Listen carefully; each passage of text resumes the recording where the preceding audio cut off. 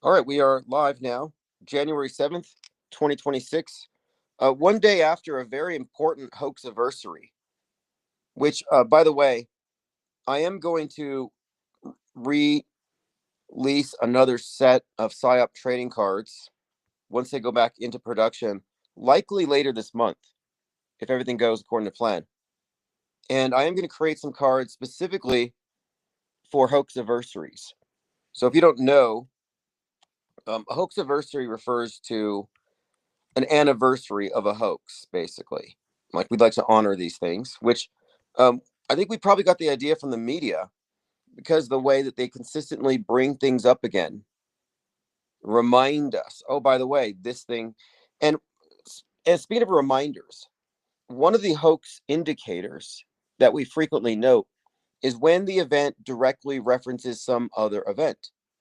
So today's event in the Twin Cities, George Floyd reference. Turns out it happened a few blocks from where Floyd was uh, psyops by Derek Chauvin, or some believe killed or overdosed. Whatever you think about it, the point is that particular event was just a few blocks from this one. You have some of the same characters involved. You got the same mayor, the one who cried at Floyd's coffin. He's probably going to cry for this event. Uh, he delivered some performative outrage, telling ICE to GTFO. And you know what's strange? Or maybe it's not strange, but Ron DeSantis chimed in just a little while ago, and he said that basically, if you're surrounded by a mob and somebody gets in front of your car, you're allowed to run over them. That's like basically the approach that they take in Florida as a result of the Black Lives Matter protests, where people in cars were frequently swarmed. So now he used that same reasoning incorrectly, I would say, to justify, or rather, to condemn those officers. In other words, the woman who was shot was justified in trying to get away, even if it meant running over someone. But what Ron seems to miss, and I think this is why they call him meatball, is that there is a significant difference between an angry mob breaking the law, representing a threat to somebody, and federal officers attempting to make an arrest. Like you're not allowed to. I mean, in my view, this is not self-defense. I don't think it's a rational argument. But this is a perfect psyop. I mean, it's already going pretty well in terms of the way that it's spreading. Now, am I saying that it's fake? Well, are you saying that it's real? Would be my response to that. And I always say, as a rule, we don't have enough information on the first day to know for sure if it was real, nor do we have enough to know for sure that it's fake. That's why we're suspending judgment until we have more information. Well, all day long, we've been following this event, looking at it, and discussing this. And so that's what I wanted to get into.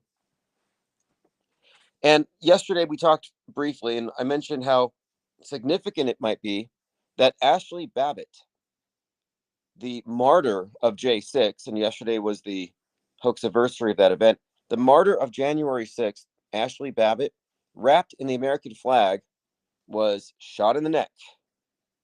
I was like, she was Kirked before there was a Charlie Kirk. Think about the significance of that. Turning Point USA, MAGA, America Comeback, the insurrection to take back the power. So you have this symbol of the execution of the side of the faction that's trying to bring things back. So the progressives versus the traditionalists. And the shooting in the neck seems to be very significant. And Ashley Babbitt was turned into a martyr. She was given military awards. Trump went to her birthday party, her posthumous birthday party. He showed up via video. Her mother's a major activist for this. Again, Ashley Babbitt didn't really die, and her squib malfunctioned, by the way.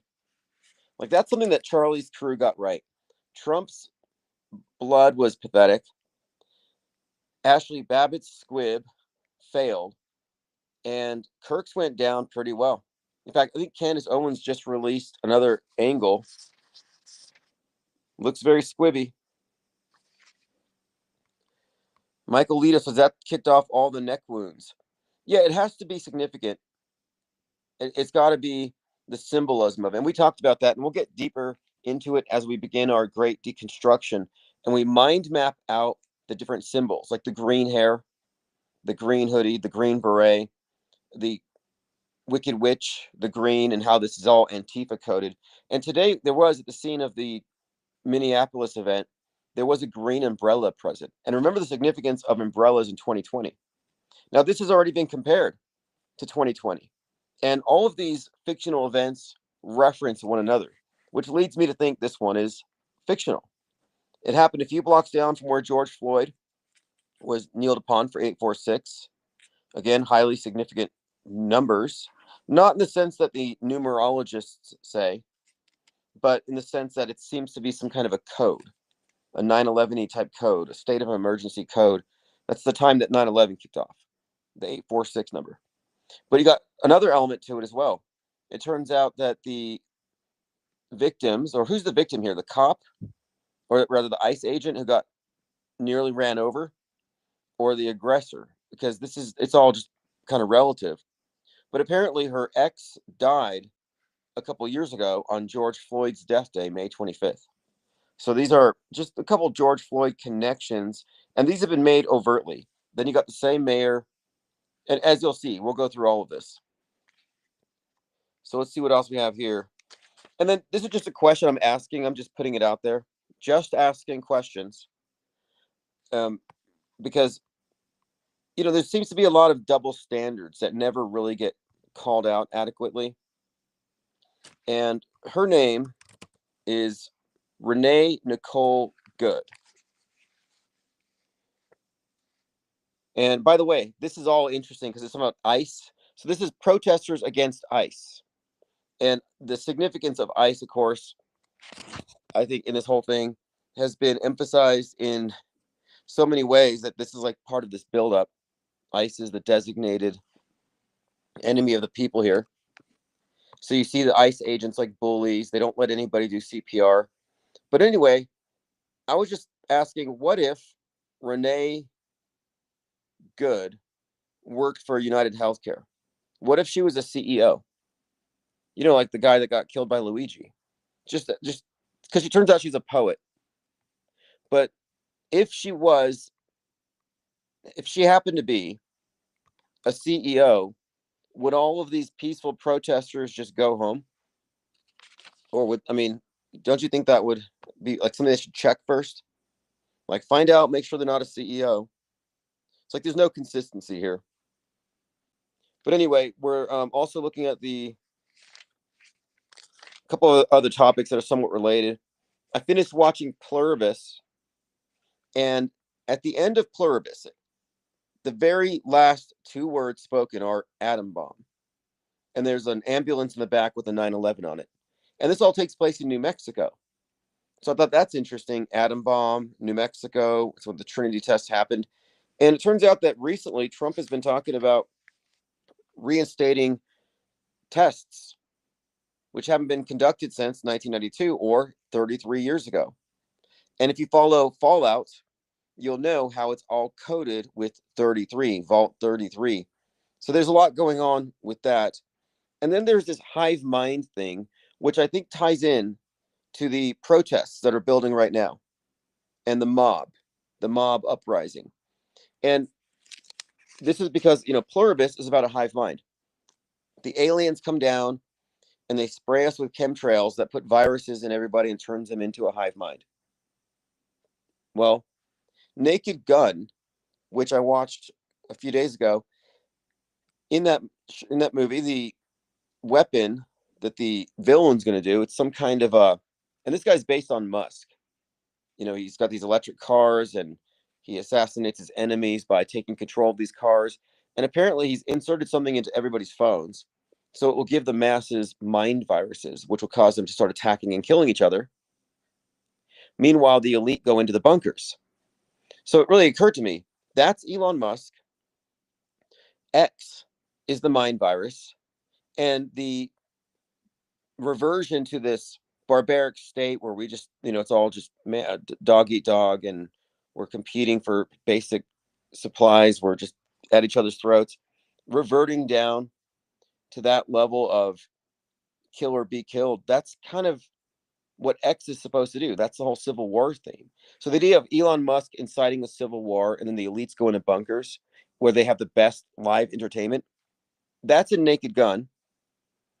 And then Begonia also does have a hive mind type of thing, or a mass extinction thing. So these are just 3 movies, and I'm pretty sure the new Steven Spielberg, the Disclosure one, Age of Disclosure, also seems to insinuate some kind of a hive mind where the alien's not physical, but rather it's some kind of a virus, an infection that gets into you and takes possession of your mind, which makes a lot more sense.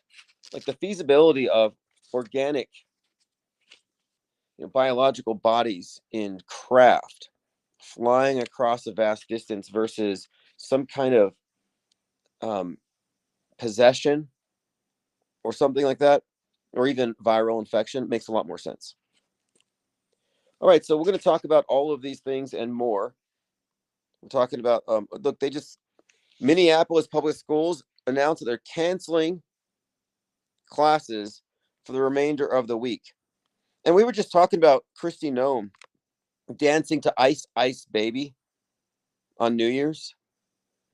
Pretty funny.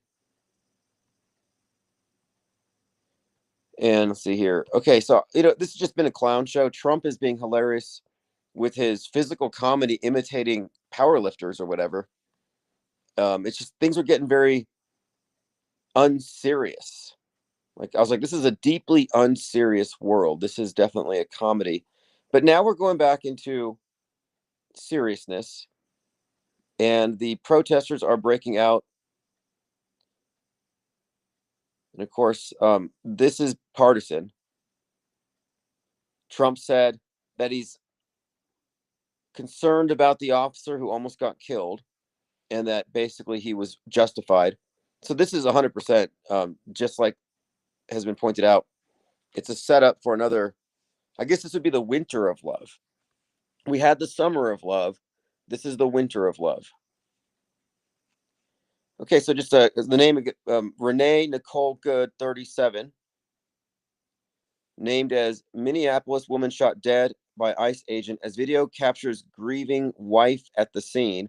So her grieving wife said, "I can't even breathe." So her wife couldn't breathe. That kind of also echoes something. And I think that what they're doing here is they're also playing, identity politics. So now you have this merger of the anti-ICE with the other leftist groups. Identity politics plays into it. So they build these coalitions. And and of course, these things are all coded. And so this is obviously chosen. These are, I'm operating on the premise that this is not even real. Now, as far as the event itself, is it fakeable? Well, yeah.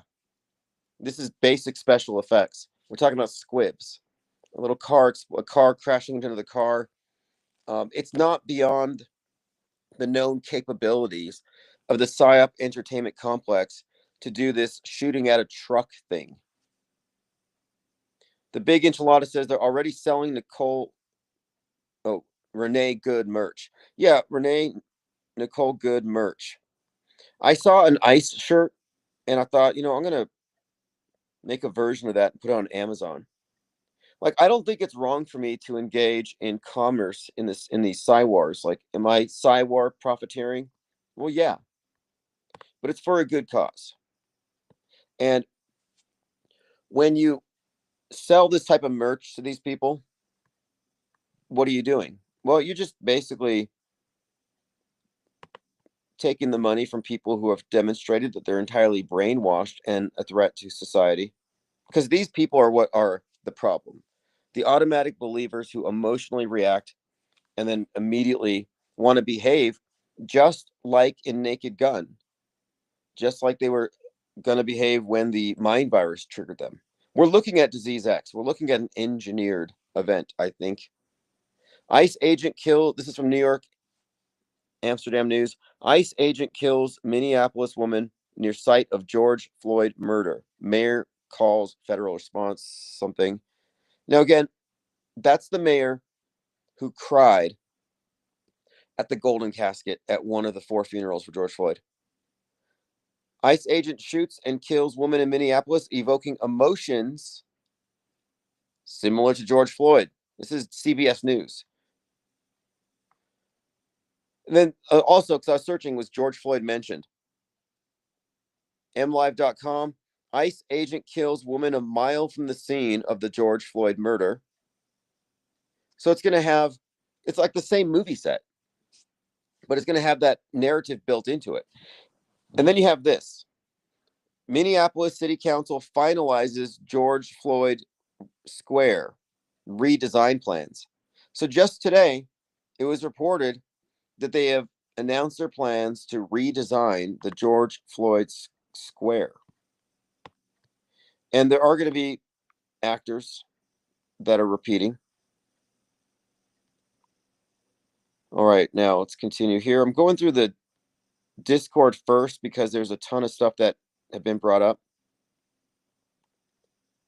And we've been going through this all day, so there's plenty of stuff to go through if you have anything.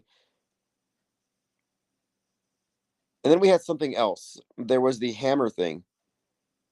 There was another character. Oh yeah, the character that tried to break into Vance's place with a hammer. Kind of made us think of the guy who tried to kill Nancy Pelosi's husband with a hammer.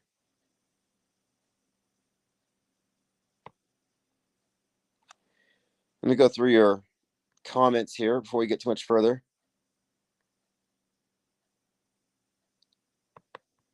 All right, so we have Sprightly Sprite exploring again, Capture the Loops, Ollie Goering, Michael Leto, Flozik, Ryler 05, Deprogram Truth that says, you help me realize that everything reported in the news becomes history no matter its level of reality. Yeah, that's the major paradigm shift. When you recognize that these fake events or real events, that these represent a curated worldview. And whatever you think about it, whether it's real or fake, it becomes history. So we go from pre-scheduled fake events to simulated theatrical performances of these events where it's just basically a play. And then it becomes history and a permanent facet of the world stage. So these things are persistent.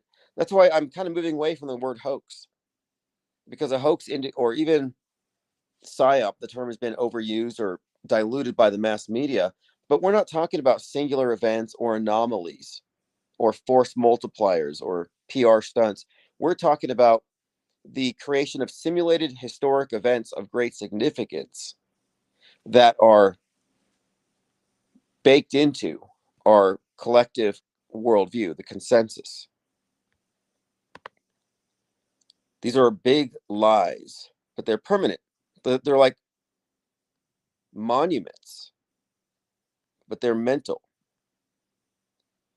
All right, Verity, Big Enchiladas is the neck vertebrae at 1 to 7. Yeah, the neck thing has got to be significant. We've been talking about that from Kirk and all the relevant programming around that. But there were other things as well, like the Reiner killings, the Rob Reiner and his wife. And then you have the girl in the subway getting stabbed in the neck. It was a very stabby year, by the way. 2025 was very stabby. This is the year of the horse. I don't know what the main theme is, but it's starting off with a lot of references to nukes. And then, of course, with the Venezuela thing, you have a widely recognized show, Jack Ryan, that foreshadowed it. And Jake Tapper gets on to say, that was not a prophecy. That was just merely fiction imitating reality, imitating fiction. Like he just tried to explain it away like it was a nothing burger. But it's like, that's Tom Clancy.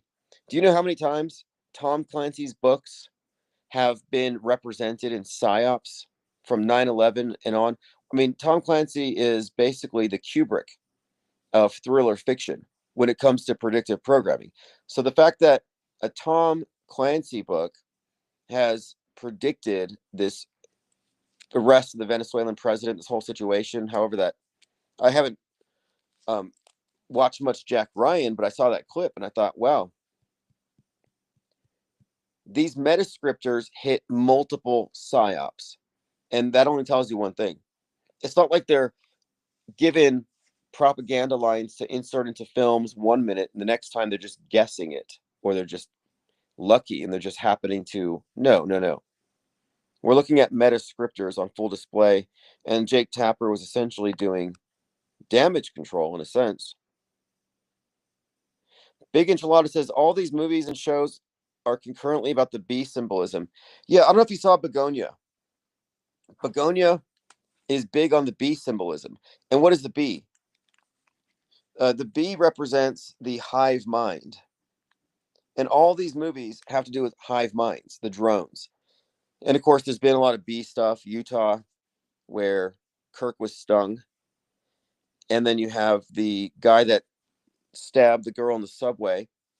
He had a bee on his chest, a tattoo. So that's the stabby thing. The bee has the stabby symbolism in it, and then it has the hive mind. We're going to keep digging into that. I mean, this was actually kind of a thing we were looking at in 2019 when the Notre Dame Cathedral burned. And there were these 3 beehives on the roof that survived. They called it a miracle. Each one had 60,000 bees, 60, 60, 60, which ties into the symbolism of the Templars, the significance of the honeycombs, the hexagons, and the fact that there was a Knights Templar spotted in the burning cathedral. But again, yeah, the bees are an important symbol here, and the hive mind theme. And that's what I've been looking at. What are the major themes? What are the reoccurring symbols, and what do these mean? What's up, King Ravana? Hey, wasn't this thing on 33rd Street, or it was close by? I know that serial killer in New York left a skull on 33rd Street, and this was on 34th Street, but I'm wondering how close it was. Yeah, thank you, Adamski12345. Renee Nicole Good's ex-husband Timmy Ray Macklin Jr. died on 25th May, George Floyd Day. Tunak said, I watched the clip. The wife didn't seem upset. Poor acting.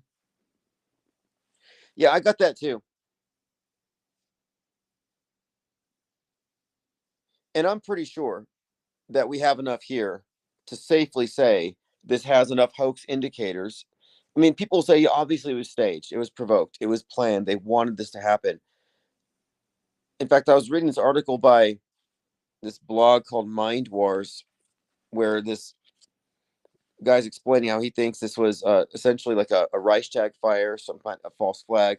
But that's not really the term that we should use, because these are simulations. These aren't real. And that's the guy I'm talking about. This article, it's by let me see if I find his name. It's called Mind War. But look, a lot of the people I follow are totally not off-world stage, but it's useful to know what these various viewpoints, these various perspectives have on these things. And so, from this guy's perspective, and he's very much an Antifa, and it's called Mind War: The Psychology of. Let me find the whole article type. Well, here it is. Cold Blood: A New Reichstag Plot Begins with Murder. Donald Trump and his allies have launched a poorly concealed attempt to provoke violence in American cities to create an excuse for federal and military occupation. So, like, that's the false flag narrative, or provocation. And he says this is the list. This was the plan. Target Minneapolis, where George Floyd is murdered, a vulnerable blue state governed by a Trump opponent, and that'd be Tim Walz. Have Musk and the right wing promote racist propaganda to scapegoat Somalis and raise the temperature in Minnesota. Yeah, I hear every right-wing platform mentioned Somalis. I've seen the memes. I hadn't really paid attention to it because this xenophobia psyop thing never goes away. They just change targets. Around elections, they'll be scared of Mexicans. Midterms, I mean, it's always an election coming up. They're like, oh, now they're focusing on um, Pakistanis. Now it's apparently Somalis. It's always a different group, and it's always just agitprop, xenophobia, and it never amounts to anything. Never forget that during the 2024 election, there was hysteria about Springfield, Ohio, how Haitians were coming in, and they were all cannibals, and they're going to eat your dogs and your cats, and how none of that was true. Yet the most credible and loudest voices in the far right, people like Jack Posobiec, were posting videos. They're like, "Oh, look, this family is eating a golden retriever. These people are barbecuing cats." And it's like, well, no, uh, that was a lamb, and that was a chicken. Cats don't have talons like that. And none of the people spreading this stuff ever walk it back and apologize for overreacting. Anyway, to continue, this is a list from this blog I follow called Mind War. Send Kristi Noem and thousands of paramilitary federal agents into Minneapolis to cause chaos, wait for the violence to happen, and blame it on violence against ICE. When the protests break out, invoke the Insurrection Act and bring in the military. When reaction spreads across America, impose martial law. Domestic unrest can be used as an excuse to interfere with elections. And Trump did talk about rigging the elections. He did allude to not having midterms, which I thought was kind of funny because I think sometimes he's so enamored with their diabolical plans and their scripts that he just can't help, loose lips. He just leaks it all the time. Tim Pool tweeted, National Guard needs to be deployed to Minneapolis. This cannot be allowed to stand. So the story here, of course, is if you haven't followed it or seen it, the story is this 37-year-old, quote, legal observer of ICE. So now the peaceful protesters also have on the side legal observers. So this particular legal observer was in her vehicle and she was trying to drive away, and they tried to open her door and she tried to turn to the right, and one of the officers directly in front of her shot her through the windshield, and then she crashes and gets blood all over the airbag. It's a horrible looking scene, and it's hard to argue that the ICE agent's life was really in danger, considering how many times we've watched peaceful protesters get run over by just randos who are being swarmed, and they're generally fine. I mean, that's like not a controversial thing, to suggest that you could survive from a car at a standstill, just basically bumping you out of the way, as we've seen it. And Ron DeSantis has defended her, saying that in his state, you can run over protesters, or not run them over, but push them out of the way with your vehicle. So there's a difference between, and I know what he's saying, trying to kill somebody with a car, like speeding down the road at somebody, and doing what she did, which was being overwhelmed by a mob and trying to drive away. But again, what DeSantis kind of faces here is that there's a difference between a violent mob, an illegal gathering, a riot, and ICE agents. And of course, it acts like it seems to indicate that he doesn't understand that she has some culpability in this, as she's part of the agitation. I mean, it's kind of a FAFO, if real. I mean, these guys have guns, they're mobbed, they're surrounded, and then her vehicle was pointed directly at him. But that's the story. Was it justified? Obviously, he probably could have made it. I don't believe his life was in danger, but it's a matter of opinion. Sort of like the George Floyd thing. It's going to come down to what was the protocol, and no one's going to agree, but the right's going to say he was justified, and the left is going to say no, which is ironic because it's the right who cheered when they were told they could run over protesters. The big enchilada says, in Jack Ryan, they leave the mob to kill Maduro's character, so that this is just the beginning. Okay. Well, they did parade Maduro around in a van with open doors.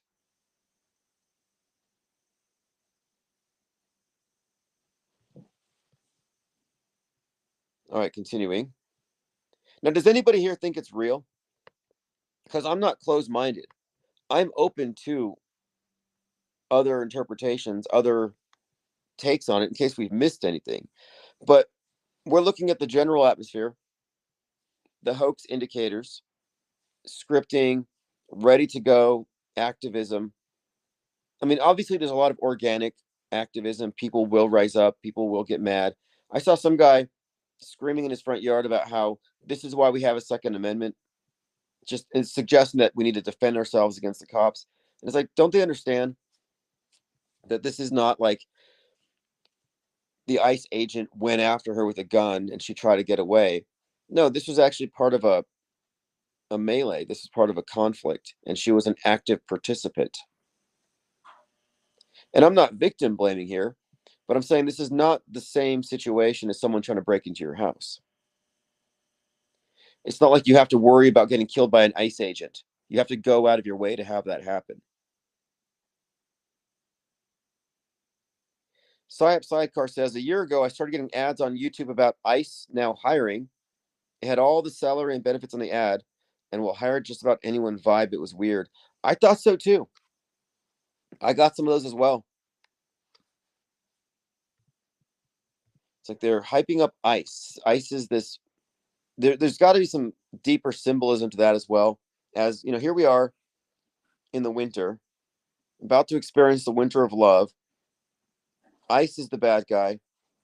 In 2020, it was really characterized by fires, starting with the auto zone that burned, but it was all about fire. So summer and fire, winter and ice. There's some kind of theme here. I'm not sure what this means, but winter is coming. Game of Thrones. There's a lot of code, I think, here, but the idea of the nuclear winter seems very relevant here as well. All right, so I'm going to continue. I'm going through my Discord server, which you can access now if you go to ips.monster.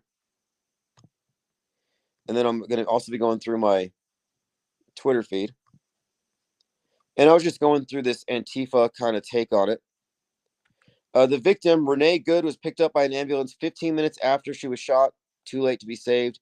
So they created some serious outrage here, watching this scene unfold, where this man walks up. He says, "I'm a doctor, and let me render first aid," and they wouldn't let him do it.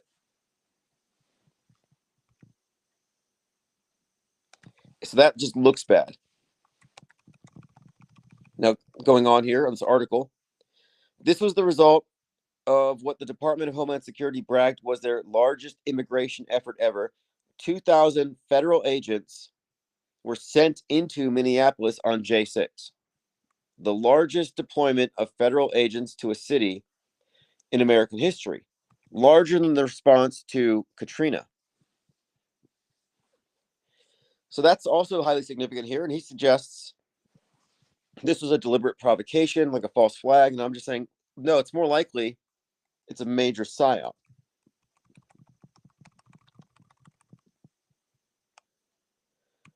Anyway, this article is by a Jim Stewartson. I'm not recommending him. He's just in a position. His point of view happens to be one that I look at to know where the Antifa-minded, kind of lefty, anti-Trump, Trump deranged, anti-Musk people are coming from.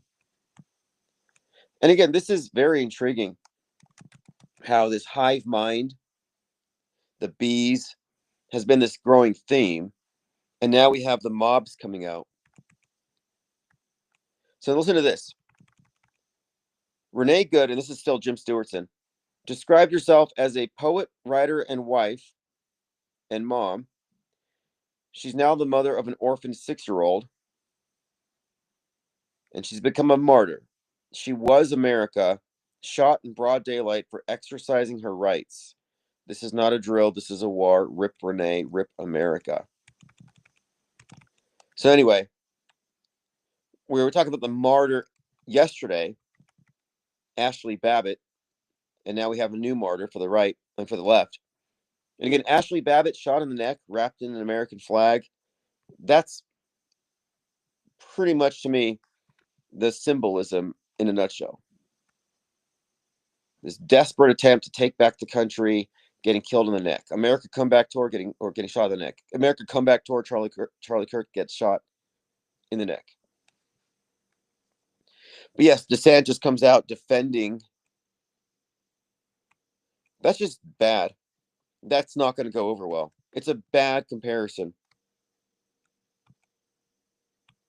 Oh, by the way, Candace Owens' viewership is down 95%. 95%. And she's been talking a lot about robots, like cyborgs, suggesting, I think, even that Erica Kirk might be a robot, and that's why she couldn't cry. But yeah, 95%. It's like, okay, this new PSYOP comes along, and now nobody cares anymore. And who doesn't have Erica Kirk fatigue? I mean, we just memed that situation. It got memed over the holidays.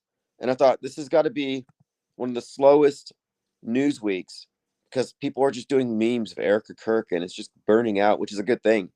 But now Candace went from the top podcast in the world to, I think she's dropped down like to 57 or something, but her viewership is down 95%. And does anyone here think she's actually going to get it back? What can she possibly say? What can she do that will cause people to actually care about what she has to say about anything at this point? There's a limited attention span. There's the attention economy. There's the PSYOP entertainment complex's constant deluge of current things. You can't just hang on to one PSYOP and make that your whole career. Not in this ecosystem. Serial killers hardly sell anymore. It's all about mass shooters. You get the story out there. Who did it? Why? Read the manifesto. Here's the victims. You cry about it. You donate. You move on. Next day, next PSYOP. Serial killers drag out over the course of months, weeks. Months, years, but not just like days. It's just like these things are so slow that the public doesn't really keep up with them. Like even I'm not even interested in this New York serial killer. I'm not really seeing it here. This idea that people are going to care about this assassination of Charlie Kirk into 2026. We'll see Erica Kirk again when it's time for her to run as VP.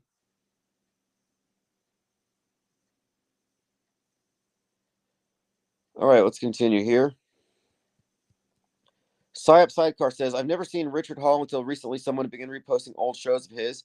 I heard you mention him. What's your take on his thing? Richard P. Hall, is he the guy who got sued by crisis actors after Manchester? I believe that's the one. Let me double check that.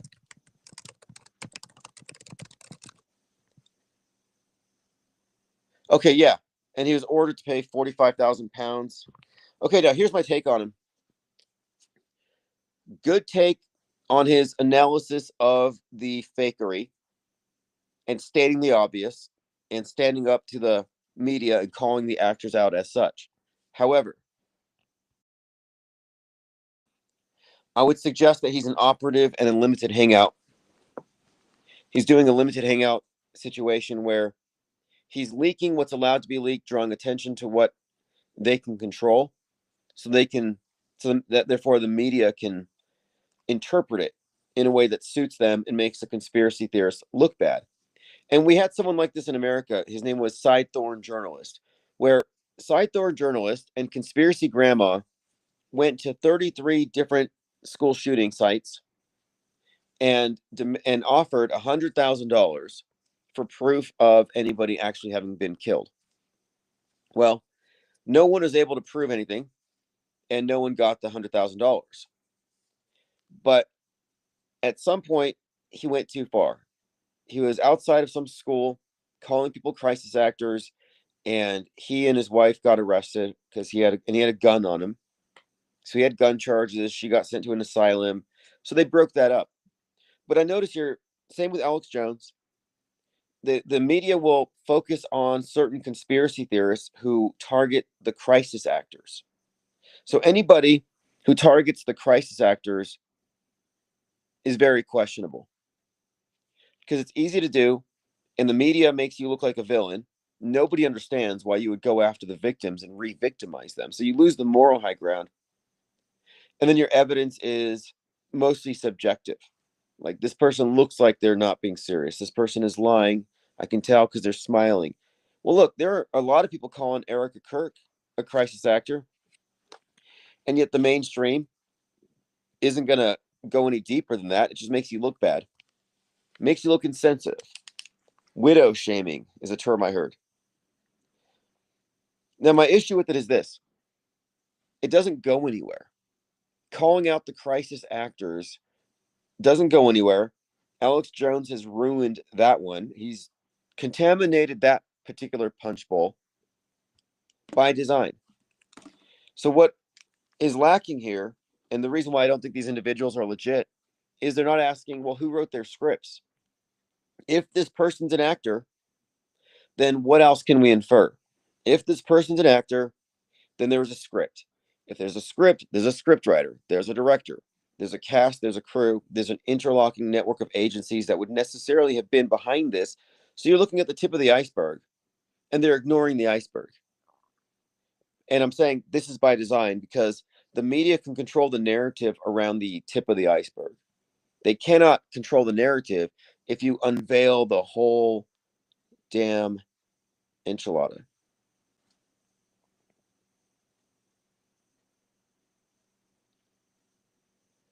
All right, let's continue here. King Ravana says, you'll never have to vote again. We have robots for this. Well, if you vote, you are a robot. And what I mean by that is you're behaving robotically because you're going with the program. You're technically programmed if you are going with the prefabricated, manufactured history and all of its rigged outcomes. I mean, at this point, it looks to me like politics is simply a steam valve and it gives the public the illusion that they have control. And it's entertaining at times.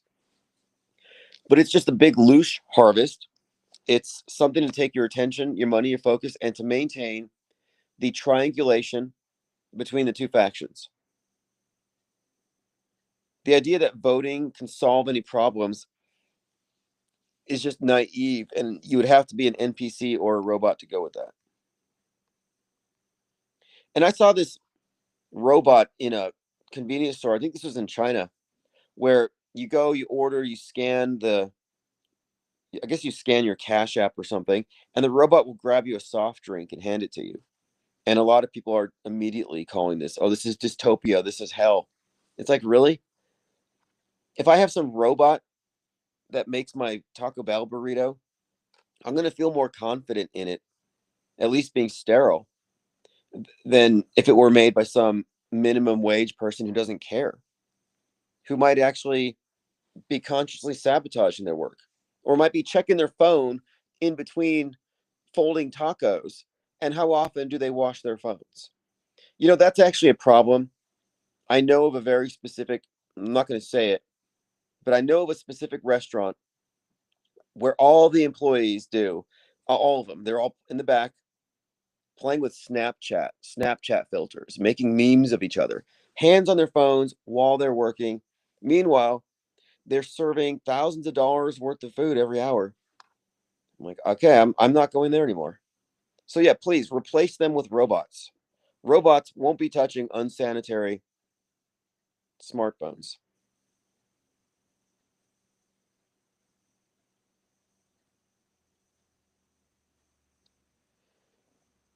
Psyop Sidecar says, yelling at trees in the forest of fakery. Exactly. The forest of fakery is how I describe the world stage. The idea here is that we're walking through this forest and there are some loudmouths out there pointing out particular fake trees. And they get a crowd and they're all chanting, hey, look, this tree's fake. And there are these various trees that are now known as being fake. They're just several fake trees that these loudmouths direct our attention to. And yet we keep looking around and we test other trees and we find actually most of the trees are fake. Actually, they all are. But yet the ones with the biggest platforms only focus on certain ones. And then you realize that's intentional. It's intentional. They are distracting you from the forest by certain trees. In other words, they keep your perspective on this thing so narrow that you don't put the big picture together. And you have to take the wide view to see the extent of it. Because if you're not looking at the systemic nature of fakery, you're missing the point. The people who are still stuck in Trutherville, who are still following the Alex Jones level of thinking, they are the ones who think that we overemphasize the fakery. Meanwhile, they're hyperventilating and frothing at the mouth, emoting like crazy every time there's a new headline that says something provocative. And it's like, no, you're overemphasizing the assumed reality of it. You're overreacting to something you don't know to be real. That's just pure credulity. It's foolishness at this point. And we were correct. We have stood our ground. We created our own separate platform. You've got the controlled mainstream and alternative, and now you have this. So one of the tricks they played for a long time is the mainstream media has been framed as the establishment, and the alternative media self-defines as both truthers and as the anti-establishment. It's like, oh, the establishment media lies, listen to us. Well, it turns out that mainstream and alternative are both establishment. It's a duopoly. That's the triangulation. And that's why they will never reconcile. There will never be some fusion where they agree, they have a common enemy. No, it doesn't work that way. It's a triangulation. So you cannot claim to be anti-establishment just because you have one of these anti-positions. You got the pro and you got the anti. Well, I'm sorry, both pro and anti are two sides of the same coin. They're both framed within the political horseshoe, which beyond theory has become an actual model. So our position here is non. And I described this the other day, and this is actually one of the whiteboards I'm doing for the book promotion. You don't have to be anti. If you take any anti position on any of these favorite topics of the conspiracy theory canon, I mean, you got so many. You can be anti-geoengineering, anti-vax, anti-immigrant, whatever it is. If you're anti in any of these, you're actually assimilating yourself into a collective. There are belief clusters. And if you take one of these, you're actually aligning yourself with a bunch of brainwashees who will adhere to every other anti-position. It's like joining the army. If you don't believe in their core mission, why would you join it? Like, because you like guns? Because you want to improve your run speed? Like, no, that doesn't make sense. So don't join the info war because you agree with them over one particular anti-position. I don't smoke cigarettes. I don't drink Pepsi. Am I anti-cigarette? Am I anti-Pepsi? No. I'm not really pro-Pepsi or pro-cigarette. I'm just non. I'm not involved. I'm not. So the point of it is, you can be non. Pro and anti are controlled. Non is not. This is why I frequently ban people who take anti positions. That's why I started off this year saying we're no longer debating people with settled opinions. If you're settled on any anti position, you're not one of us. You're one of them. And I don't mean to be exclusive about this. This is not an echo chamber, but this is a quarantine. And if you have mind viruses, it means you have mind aids, and we don't want you to get that stuff in here. Get a cure. Listen to Infinite Plane Radio. Disengage, detach, replace credulity with skepticism, and then maybe we can align with us. But we have to create this distinction because this is a separate category of media analysis than anti versus pro. PsyOp Sidecar says, I was fleshing out a PsyOp card idea. I got an idea for an image that would make a good painting. Yeah, let me know. The PsyOp trading cards will be going back into production later this month if I make everything work out right. And at the latest next month, but I think this month. And one of the things I want to do is I want to start doing hoax anniversary cards. So for every one of these events, Parkland, J6, uh, every major shooting, we want to have a associated hoax anniversary card.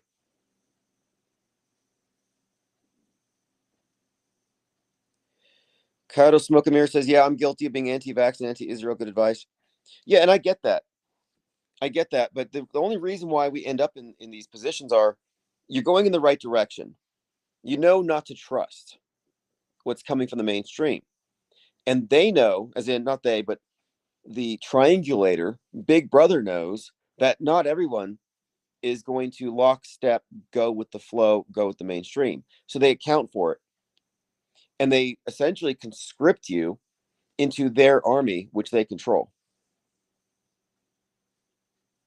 And you can take the non-position, which takes you out of their control.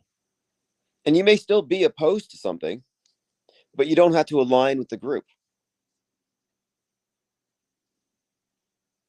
And there is an important reason for this distinction, because you have no power on the world stage. Voting doesn't do anything. You're operating in a world of lies, a hyper reality, a subjective universe, a fictional universe. You live on planet Netflix. You have no power there. So if you want your conscience to matter in this, if you want your opposition to something that you feel to be actually bad to matter, you'll have actual power and leverage off world stage if you want to have any meaningful input here. But if you're on the world stage, you're going to be submerged in a sea of irrelevance, in subjectivity, where every contradictory belief system can coexist somehow.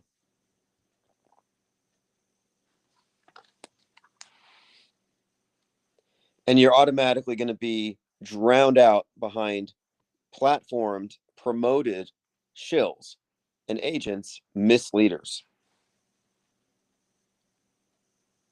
Because I don't care what people's opinions are. I'm not telling people what to think whatsoever. But I think it's important that we recognize that there's a bifurcated war. There's a political horseshoe. And we witnessed this happen when QAnon emerged on the world stage. A lot of people who are looking at media fakery were gathering. Auto hoaxers had become a self-identified demographic. So the term auto hoaxer was a pejorative. I was kicked out of an InfoWars live stream after the attack in Nice, Paris, where the truck ran over some people and it looked like dummies on the ground. Well, I got kicked out of it for calling it fake. Joe, is it Watson? Paul Joseph Watson. He said, if you call it fake, if you're an auto hoaxer, get out of my chat. We have to let the families grieve. That's what they were doing. They were shaming us for calling things fake. And they called us auto hoaxers, just like pejoratively. They hated us. Well, after that, after Vegas, around this time, I started to realize that we're right. We're correct. We have a better methodology. Fake until proven real. We should be approaching this stuff more critically. So then it became a self-identified group, a separate splintered group. And yet that went too far, because the people who liked Trump and QAnon said, well, no, these conspiracy theories are going to be fixed by Trump. He's going to create the Great Awakening. They will destroy the deep state. The white hats will get our backs. So they got back into the politics of it. They got back into thinking that you can vote your way out of everything. And in other words, conspiracy theorists got drafted into politics where now they're aligned with all of these narratives that suggest these events are real, but false flags. So now at that point, our Discord server broke in half. Half or more actually left. I remember in particular, there was one person, very sus, who got into the chat to debate this. And he said, before we talk about Vegas, I just want to say My heart goes out to the survivors and the families. I mean, I felt betrayed. I was like, wait a minute here. What are you doing? But they basically said that we were being cold and insensitive and that we needed to have more respect for the crisis actors and take the liars seriously. But we did not back down. We held the line, and at that, I drew a line and I said, if you can't see that the fakery on Earth is as fake as the stuff they show us from the space program, that it's fake above, fake below, same production, then you're on the wrong side of the green screen. You're on the wrong side of this thing. And a lot of them just left. But I said, good riddance, because what happened is the auto hoaxers became self-aware demographic. We have a different approach to media deconstruction. And we're not going to be guilt tripped by people trying to tell us to uncritically accept whatever we're shown, even if it's just a blatant emotional appeal. But that's where we got our real beginning with this. But that was just phase one, where this framework, this philosophical framework for media deconstruction became a thing. It becomes real. But now the next part is where the off-world stage becomes real, where now we are our own branch of media outside of their controlled duopoly. And this is the part where we scale up. And 2026 is the year. This is the year that we aggregate, that we send out the big signal. And we're not really even dealing with any of the people who were trying to oppose this anymore, because most of them have recognized that we're correct, or they've gone back to hitting the Q pipe and snorting the red pills and drinking the Kool-Aid in Alex Jonestown. And I say good riddance. We don't want to build bridges. We don't want to pull people by the hand. We're not trying to convert. If they're not already deprogrammed, if they're not already separating the real from fake, recognizing the two timelines that merge, if they're not looking at the meta script by this point, they're substandard truthers.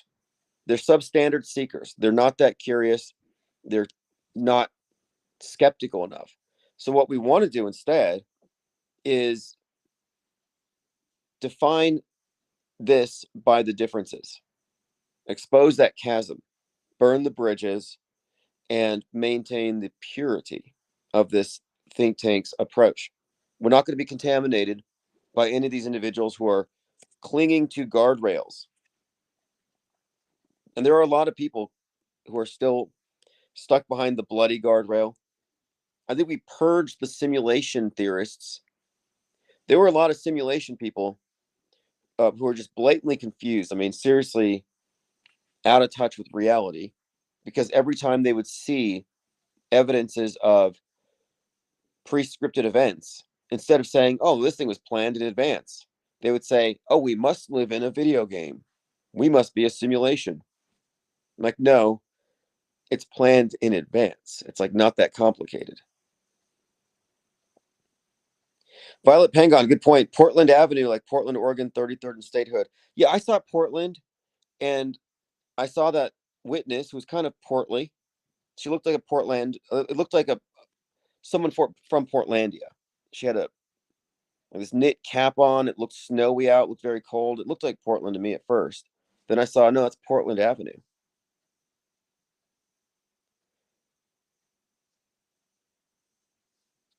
But I did notice the location being so close to George Floyd's, whatever you want to call that.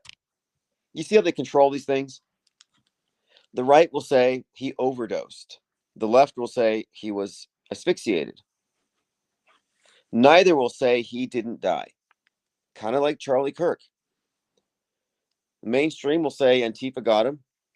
The conspiracy theorists will say Israel got him. They both agree that he died.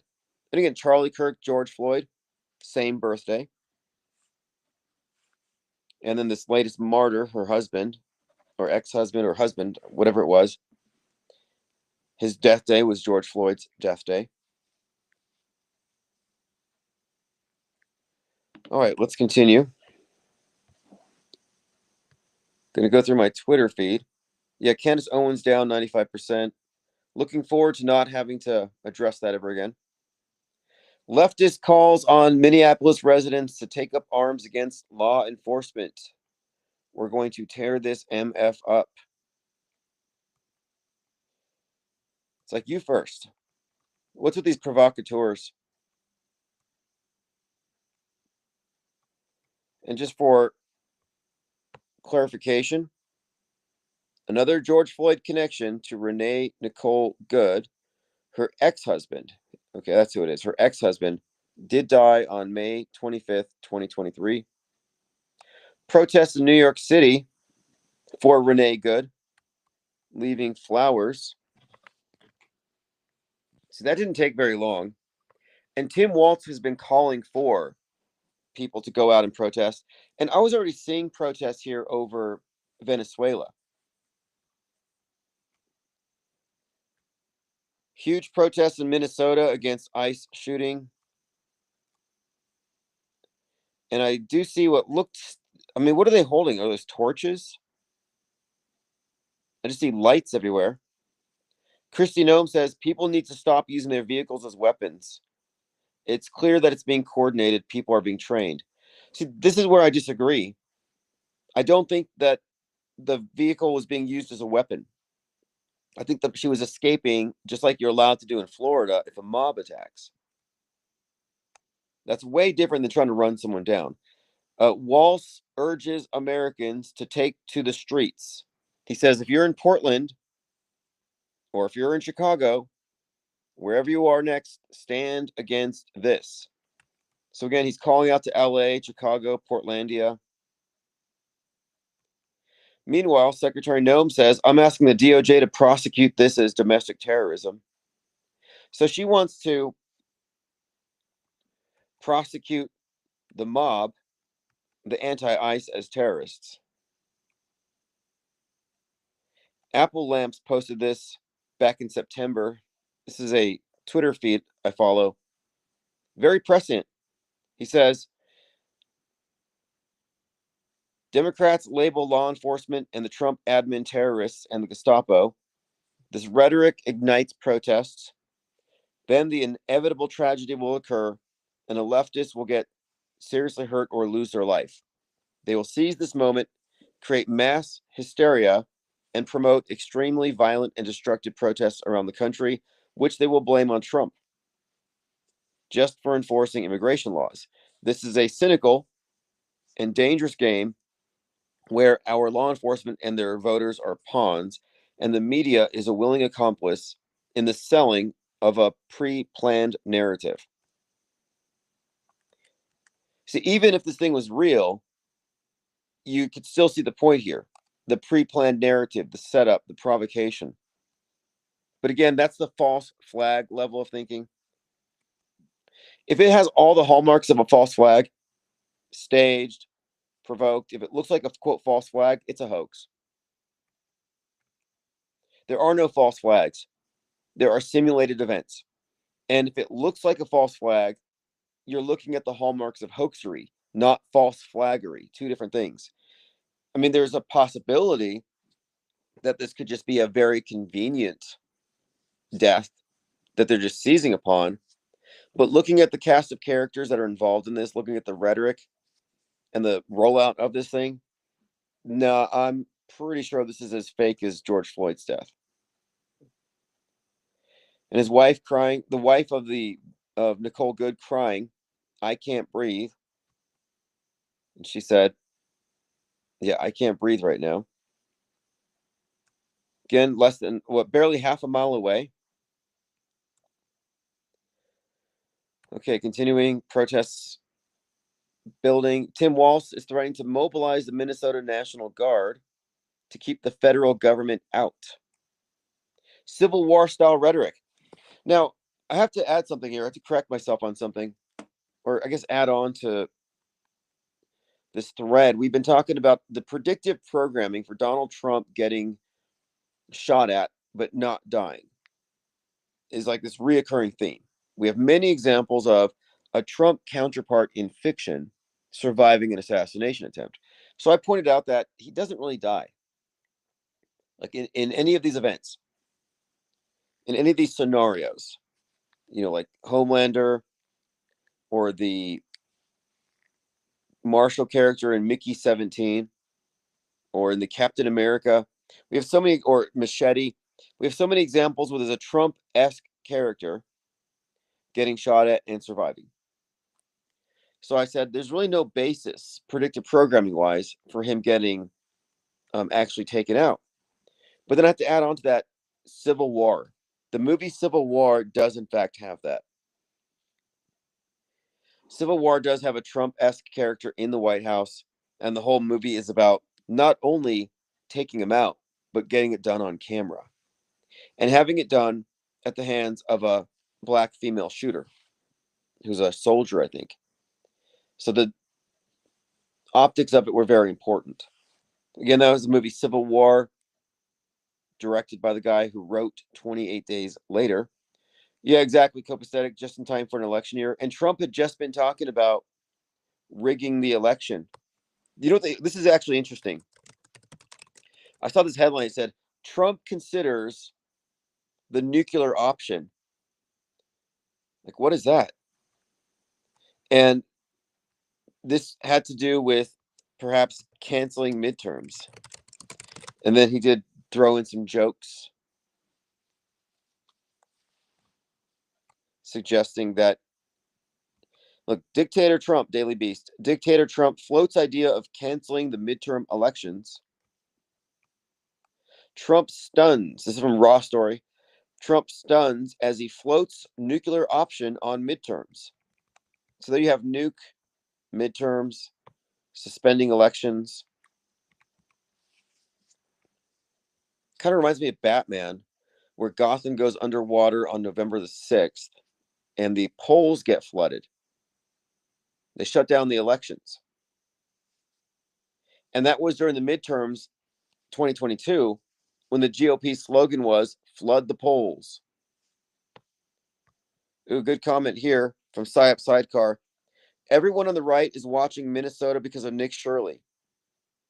Coincidentally, Trump's running mate is the governor there. Sounds legit. See, I'm glad you brought that up, because there was a caller into the Fakeologist show who was talking about Somalis and Nick Shirley. And I thought, this sounds like propaganda being fed to right-wing truthers. And sure enough, that is the case. That does seem to be the case. That would explain Nick Shirley. And supposedly whatever was being said about these illegal daycare centers was just fake. It's funny how conspiracy theorists fall for a lot of fake news. They fall for fake news that targets them. So it's like fake news versus fake news. But they falsely imagine that their news is real and the other side is fake, and it's vice versa. It's like this one directional skepticism, and each just faces the other. And they're both obviously blind to the pundits on their own side and how they're just as much a part of the system.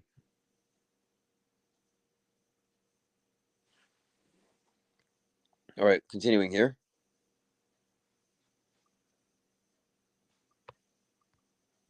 I still have not seen the new James Cameron. I feel like I need to watch it. That's the Fire and Ash, because of all the fire stuff. I saw some article about that ski resort fire, about how the owners took the cash register as the fire was raging. Breaking U.S. forces have boarded and are attempting to seize a renamed Venezuelan oil tanker flying Russian flags. We'll continue on that one as more info comes out.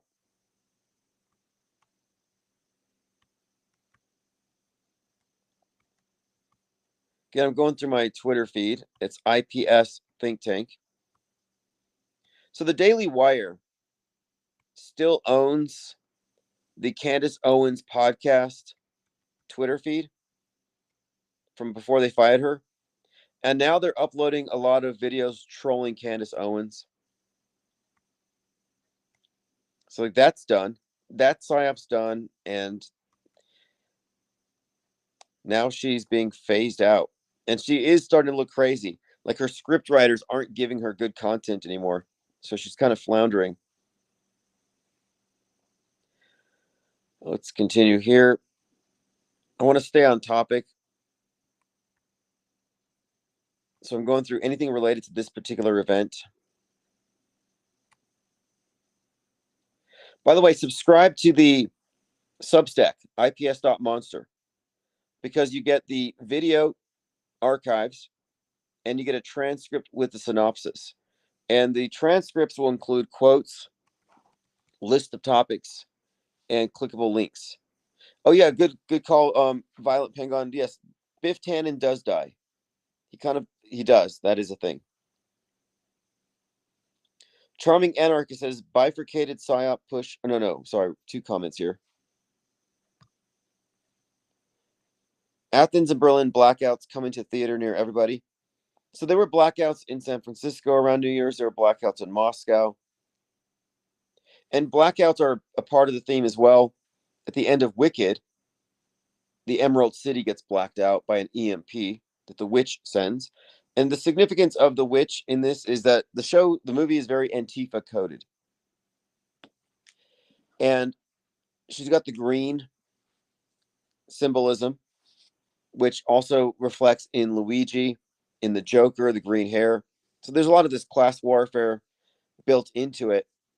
And the green symbolizes the left. And in this latest event, outside of the scene where the shooting happened, just right on the sidewalk there was an individual in a green hoodie, and there was someone with a green umbrella that were prominently featured.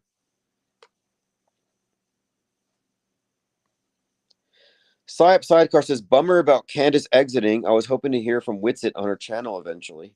Yeah, that's right. She was going to have Witsit Spitsit on her channel. So Candace Owens' producer had something to do with the final experiment. Where was that filmed? Was it the Vegas Sphere or at that SpaceX facility? Or does anybody think they actually went to Antarctica?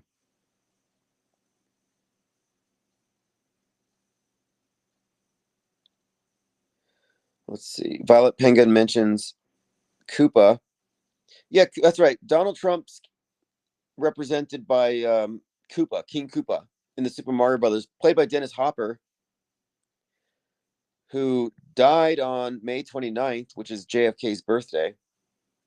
There's this interesting correlation between the characters that represent future President Trump and their birth dates. I mean, it's really bizarre. Actually, it's not bizarre. It's actually just part of this system, the script, where birth dates seem to have significance. But yes, there's the King Koopa character based on Trump. Twin Towers get melted down. I mentioned Mickey 17. Mark Ruffalo plays the Trump-esque character who gets shot at by a Luigi-like character,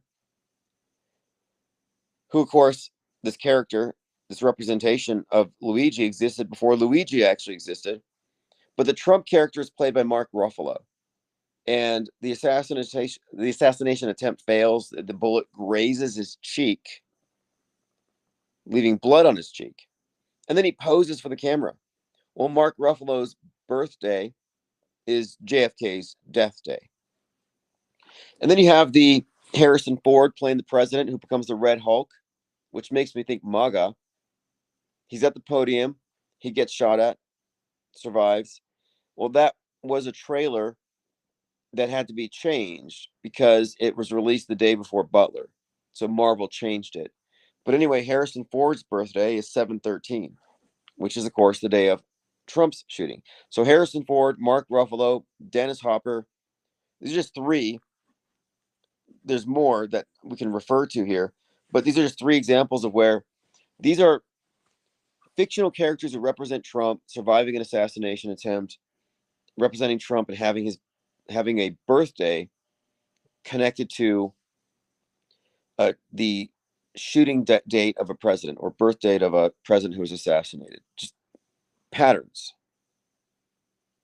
And we're just barely scratching the surface here with these patterns.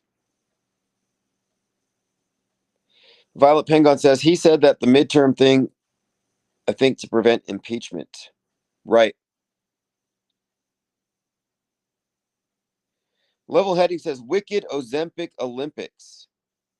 Okay, Level Heading says Wicked Ozempic. Now this is interesting that you said this, because one of the things about Wicked, and I haven't seen part 2, but one of the focuses has been how the starring actress Ariana Grande seems to be very desiccated. She looks like an Ozempic zombie. So is there a connection between Oz and Ozempic? Well, there was that thing where Dr. Oz was there and someone from Ozempic had passed out. But what is this thing with Wizard of Oz and Ariana Grande going all Ozempic on us?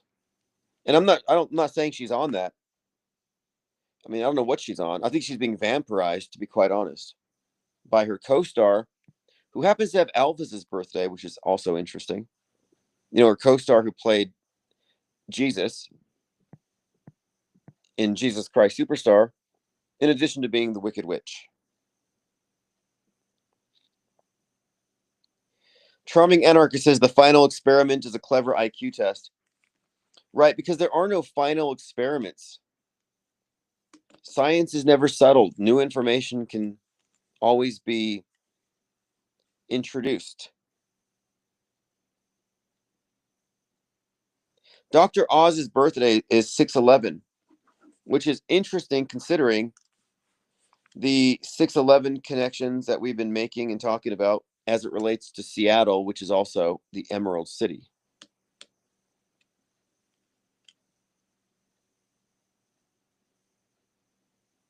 Okay, let's continue here.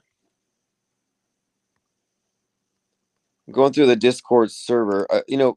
I have to say, this Discord server kept me on track. I took a 10-day break, 10 days of darkness. I did a full media fast. I come back, and it took me about 1 hour for each of the 10 days to comb over the Discord server and be brought up to speed on a Metascript breakdown level. Not just looking at headlines, but actually looking at this perspective, this third perspective. Not the pro, not the reflexive anti, but the off-world stage perspective. And that's because the Discord server has become what I term a fake news wood chipper.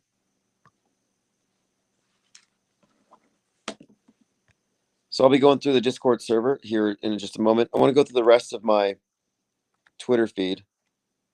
Now, I don't have a source on this, but I'm going to look into it. Nick Hinton posted it. Nick Hinton. Did you know Michael Aquino, the Air Force intelligence officer who founded the Temple of Set and dedicated his book about psychological warfare to John C. Lilly, channeled aliens? Yeah, apparently Michael Aquino, who also is associated 1 degree separated from the leadership of TPUSA, apparently he believed that aliens are something you channel. What he said here is, what if outer space is the astral world within? Now, this is intriguing to me because I've been talking about how the space program has always been about the inner space, the space between our ears, our minds.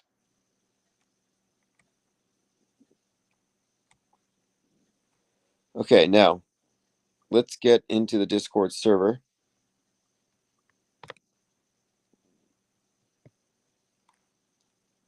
Polecat says the reaction is over the top. Why would all the schools need to be canceled just to make sure the maximum lives are affected by this news? Yes, that's a great point. Marketing. If you didn't hear about it, well, now you know because you have a day off. So now you're happy because you have a day off, but now you have the whole day to be outraged about it and talk about it with your friends. So this is how it saturates the youth, the younger demographics. The call, everybody now is going to know. By tomorrow, everybody's going to know the name of Renee Good.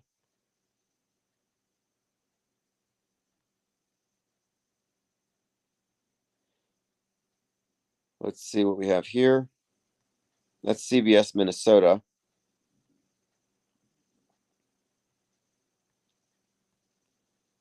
Polecat also mentioned Circle of Blood, and there was some what was the Game of Thrones? Fire and Ice. There's some deep symbolism here that we're unpacking. The bee stuff is intriguing. The hive mind stuff. Here's a reference here. This is from Al Jazeera. Is Trump launching a new nuclear arms race with the first U.S. test in 33 years?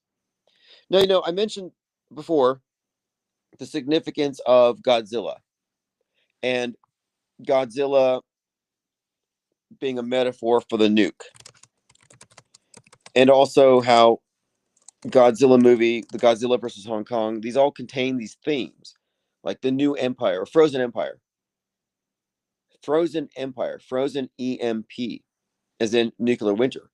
Well, does anybody know where Godzilla is stored in Godzilla versus Kong? It's a subterranean base. Sub level 33. Yes. Sub level 33. There's quite a lot we could unpack there, but again, Trump relaunching that after 33 years, it stood out to me because I had just finished watching season 1 of Pluribus, and it ends with the phrase atomic bomb, with a ambulance in the back with a 911 on it, and it's in New Mexico after the helicopter drops off an atomic bomb, an atom bomb. She says atom bomb. Now again, first test in 33 years, atom bomb. This is in New Mexico, Trinity site. It all kinds of fits. It fits like in a few different ways here. Okay, so we have a lot of references to 33rd Street and Portland Avenue. Violet has posted this. Again, you got to go into our Discord server so you don't miss anything here.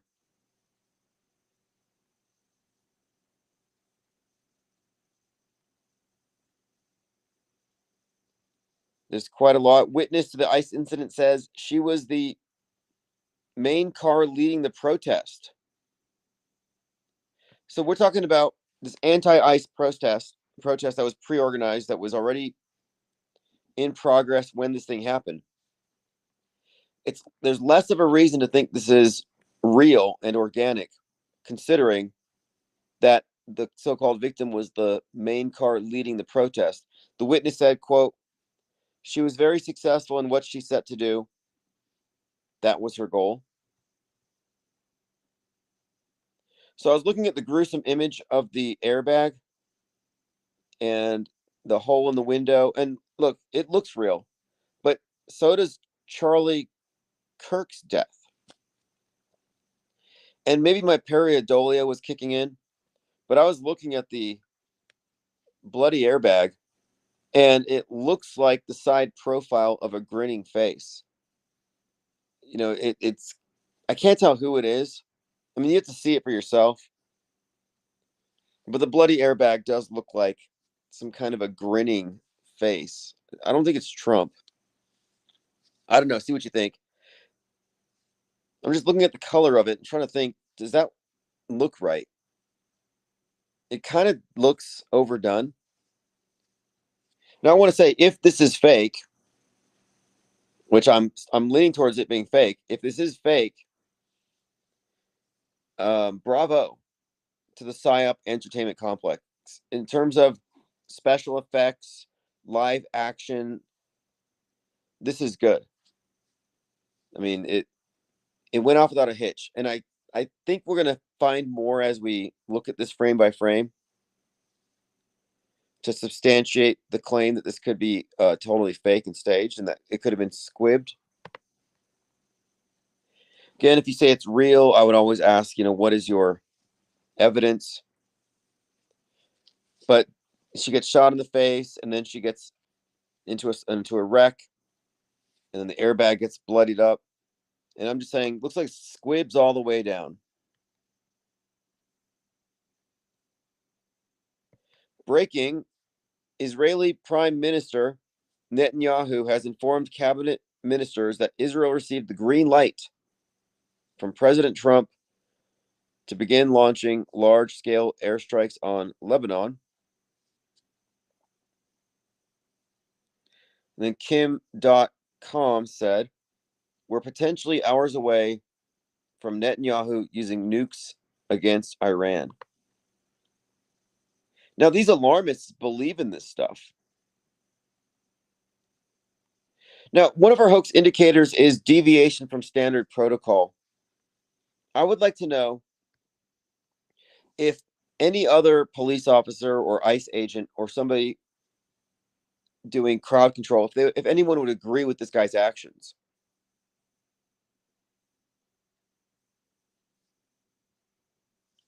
Do you know what I mean?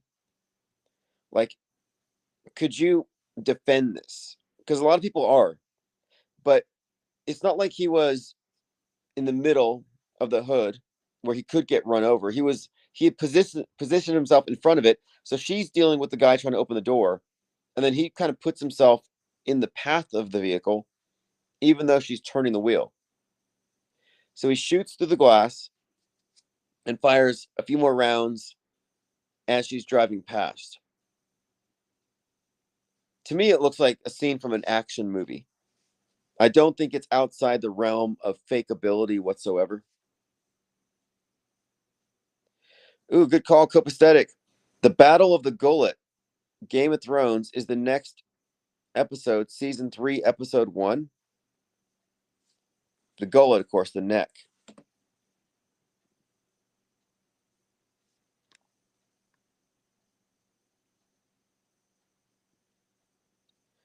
Autism says, I want to ask people what it would look like if it was fake. Right. Do they think it'd be obvious? But one point I've been making for some time here is that we have to be capable of doing media analysis blindfolded. The skeptical person here has to be able to, I think, perform this without being over reliant on the fakery being obvious. Like when people say, oh, it's obviously fake, that always kind of bothers me. Like, oh, that Trump thing was obviously fake. Well, how is it obvious if it fooled the world? How is it obvious if you're the only person on your block who noticed it? That's not the definition of obvious. Obvious to you, but not obvious to 99% of the population is not obvious. But moreover, if you're relying upon something obvious to be able to call it a hoax, you're not going to have anything to stand on as the fakery improves. So we're not looking at the footage itself, frame by frame, as the sole means to determine that this thing is fake. So we can say, oh, we can prove it's fake. Look at this frame. That's not going to go anywhere. Our basis is the wider context. Violet Pengon says, better to just run instead of aiming fire. Yeah, it looked like he was well aware. I mean, there's plenty of time. He could have jumped out of the way of the thing. And had he done that, had he jumped out of the way, even if he got a bruised rib, they would have pulled her over at some point. You think she was just going to get away? So the idea that he had to escalate to lethal force is not really defensible, but it looks like what you would do if you wanted to deliberately incite the other side. It looks like a provocation. But I don't think this is a standard protocol. I think this could be considered a deviation.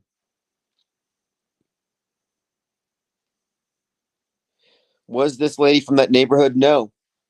No, she was not. I don't know if she came down from Colorado. I saw something about this, but she was definitely part of the quote legal observers. So legal observers observe the protests, advise people of their rights as they're being arrested, and then they scream shame, shame, shame. That's something we've seen before. But being a legal observer, being part of these anti-ICE protests would also, I think, put this person under the suspicion of being part of a psychological operation, part of a hoax.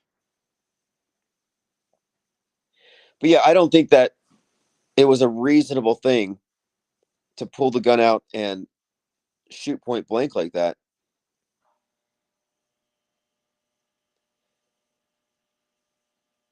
I think it would be a really dumb thing to do, because the person doing it obviously would have known they weren't really in danger.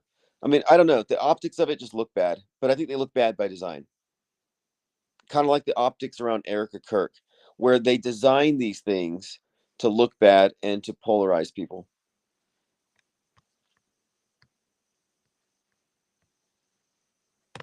All right, I'm going through my Discord server some more. Again, there's quite a lot here. I see a lot of posts here. Fire and ice, people out there on the ice around a burning trash can. Someone mentions like the angry mob in Frankenstein. Yeah, I see that as well.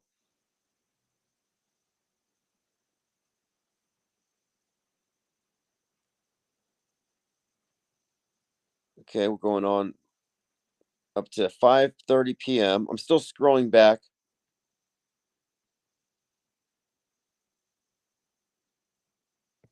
Yeah, the mayor screamed, "Get the F out of Minnesota." And that's another thing too. Reoccurring crisis actors, reoccurring characters, uh, chief of police, mayors. These I consider to be hoax indicators. So you got Chief Brian O'Hara, Minneapolis Police, who's giving an update on this on CNN, and he's the same chief that you saw following the Annunciation school shooting, which connects to Charlie Kirk, which connects to the whole spate of leftist mass shooters, but also the movie Weapons. King Ravana says, yes, the ICE agent could have sued if he was hurt by the natural portable protester. Well, yeah, I mean, that's what I'm thinking is that he could have taken a day off. They would have captured the person.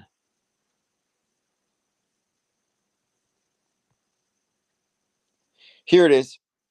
New season drops this year, House of the Dragon, Fire and Blood. Okay, so this house we have to look at these new releases and things that are about to come out. Because I remember when House of the Dragon came out, it was at the same time that we had the Roe v. Wade leak. And at that time, there were protests because Roe v. Wade had been overturned. So I go from watching that to watching the new Game of Thrones, and the opening scene is the queen dying during childbirth because she wasn't allowed to have an abortion because they needed the male child because the most powerful woman in the kingdom is still just a broodmare for the state. So I was like, wait a minute here. How is it that you have this coordinated messaging between a Game of Thrones release and these street protests? And that's when I started thinking, wait a minute. Trump had just kicked off his campaign in Waco. I started noticing concurrent programming. That's when we coined the term concurrent programming. Is after the Game of Thrones thing. And then we started noticing this repeated theme. Like Trump kicks off his campaign in Waco, Waco American Apocalypse comes out.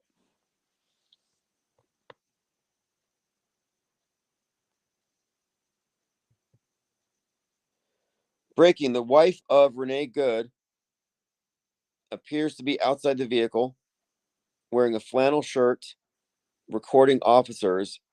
She tells a nearby man, "That's my wife." When asked if she knows if any of her wife's relatives are there that she could call, she says, quote, "We're new here. I don't have people. I can't even breathe." Why was she outside the vehicle filming while her wife was blocking the ICE officers? So we have a new grieving widow. Is this going to be the new Erica Kirk?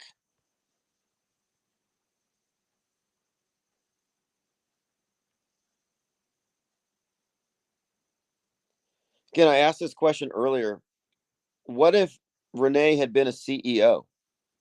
What if she worked for a United Healthcare? Would all the protesters go home? Video taken by an eyewitness shows agents denying a self-identified physician access to the victim, telling bystanders to just relax.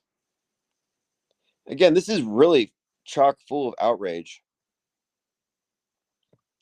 If I was brainwashed, emotionally triggerable, MK Ultra, and unaware, I would be so outraged right now.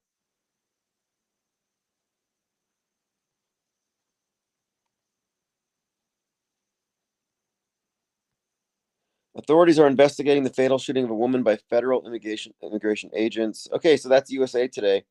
Yeah, this has just completely saturated the media ecosystem. I don't think we've gotten to the half of it here.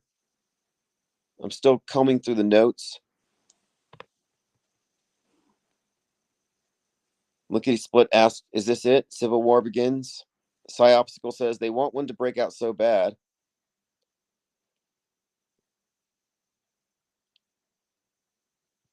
Right. Well, this Civil War movie might actually play into this, and it does tie into Disease X.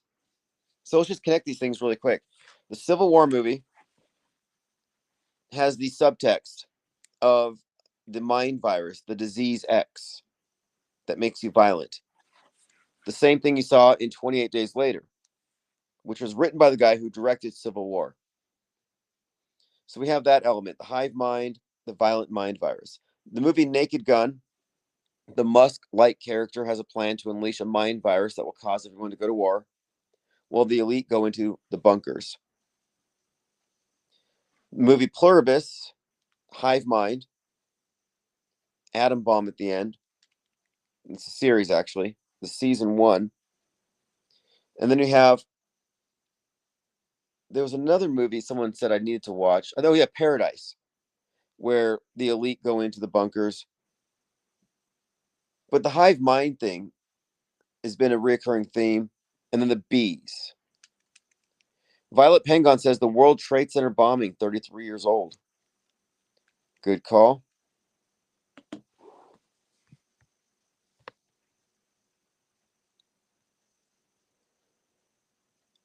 Okay, let's see what else we have.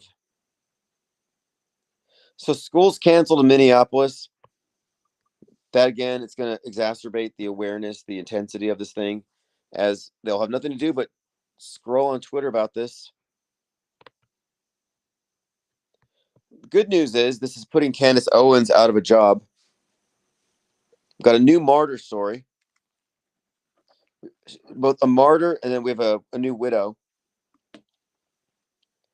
and a protest movement blowing up right now. Again, is this going to be the winter of love? That's kind of what I'm thinking. All right, let me go back to my Twitter feed. It's ips.monster if you want to get the Substack. And then the IPS Think Tank is the Twitter feed. I'm going to comb through my replies. Again, they are not mad. They're trained to believe. One of my favorite quotes from Dune Messiah. They are not mad. They're trained to believe, not to know. Belief can be manipulated. Knowledge is dangerous. It's Frank Herbert, Dune Messiah. I'm not a believer. I'm an informed non-believer. If you're a believer, I'm curious as to know what is your basis. How do you know, or what makes you believe it?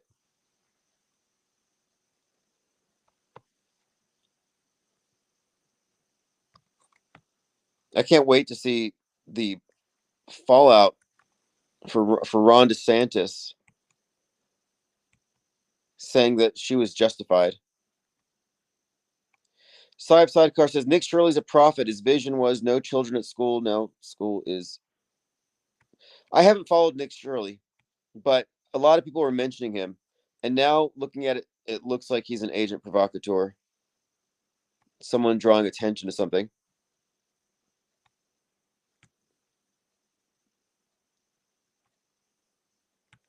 All right. Well, Walsh is saying get to the streets. So if you're a follower of Tim Walsh, you better get out there. I think we're going to have it here tomorrow. Oh, Twitter censored my post of the bloody airbag. I said my pareidolia is triggered by this. I'm going to post a link in the chat if you want to look at that particular tweet. And let me know if you think that you see some kind of a Frankenstein grinning face in the blood. Or am I just seeing things? Am I just seeing faces in the blood that aren't there? Jamarin May says, it's wild how the Twin Cities are such a pivotal area for this type of ritual. Yeah, now this is also another point, too, is that last year we had the movie Sinners. Now, Sinners has the twins who are fighting against the racist vampires. And one of the twins dies bleeding in the arms of the other. Then we had the situation with the twins where one of them got stabbed, and Jake Lang tried to turn this into a White Lives Matter thing. But we had the twin stuff. And of course, Twin Cities with all the Twin Tower references, if you followed the George Floyd thing. So I don't know the significance of it particularly. However, I mean, it has many things we could probably infer, but yeah, that is interesting to note that this happens to be such a pivotal place. It could be the twin pillars, the black and the white, the Masonic pillars, the duality, the manipulation, the control dialectics. Yeah, exactly. Copacetic. Twin Pines Mall, Back to the Future, referencing the Twin Towers.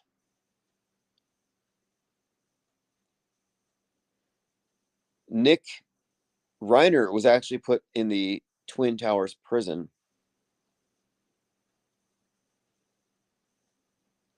Jamarin May says, isn't Janice twin-faced? Yeah, there's that. One face looking forward, one face looking back.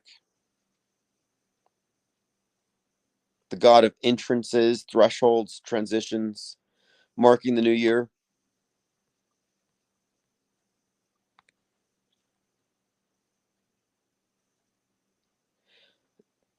There's quite a lot we could, infer from that, but I'm noting these things in my notes here. I'm putting everything down in my pad. We've got the bees, the neck wound, the green hair stuff, the twin stuff, the hive mind, and this encroaching alien invasion scenario, which will happen this summer, I'm sure. And then, of course, we have Tom Clancy back in the world stage with the Jack Ryan and the Venezuela thing. And Tom Clancy also has Some of All Fears and some other one that has a plane crashing into a building, very prophetic. But he also has Hunt for Red October, which brings the nuclear submarine into play, which also involves Alec Baldwin, another actor who plays Trump. And interestingly, he shot those people at the Rust movie set, and one of his victims has Trump's birthday, which is kind of strange. Yeah, Alec Baldwin shot the cinematographer that has Trump's birthday. And you know who else has Trump's birthday? The actor who plays the assassinated leader of the Youth Republicans in Tempest, the one who's based on Charlie Kirk.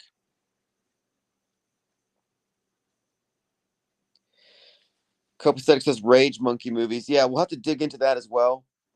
The Rage Monkeys, Disease X, and how that theme has just been building.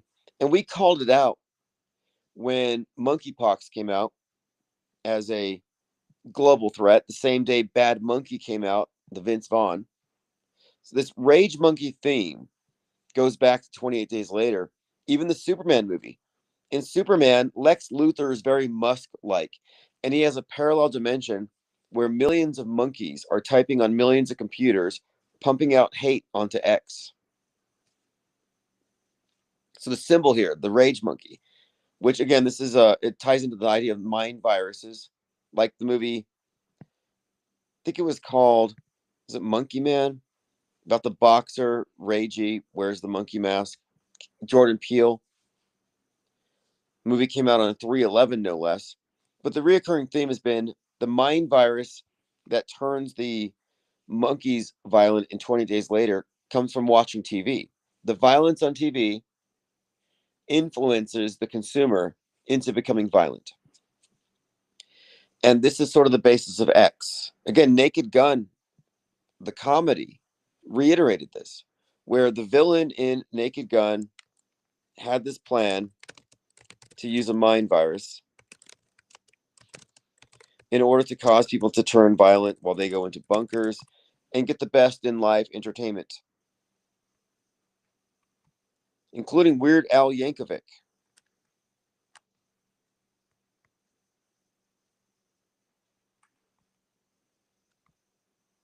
I watch these movies not to be entertained, but in full understanding that news and entertainment is not there to entertain you or to inform you. It's both there to conform you. And there's some messaging put in these movies that can kind of tell you what's going to happen, what's being planned, what the public are being programmed to accept as inevitable. Okay, so the bad guy in the movie Naked Gun's name is Kane. And this is what he's doing. He activates this thing called the plot device. And the plot device, and it's an acronym, it stands for Primordial Law of Toughness. So the plot device creates mindless violence. And he was going to put it inside of the New Year's ball, but basically, this mechanism causes people to break out into mindless violence, and everybody was going to kill everybody except for the elite, who are going to be underground.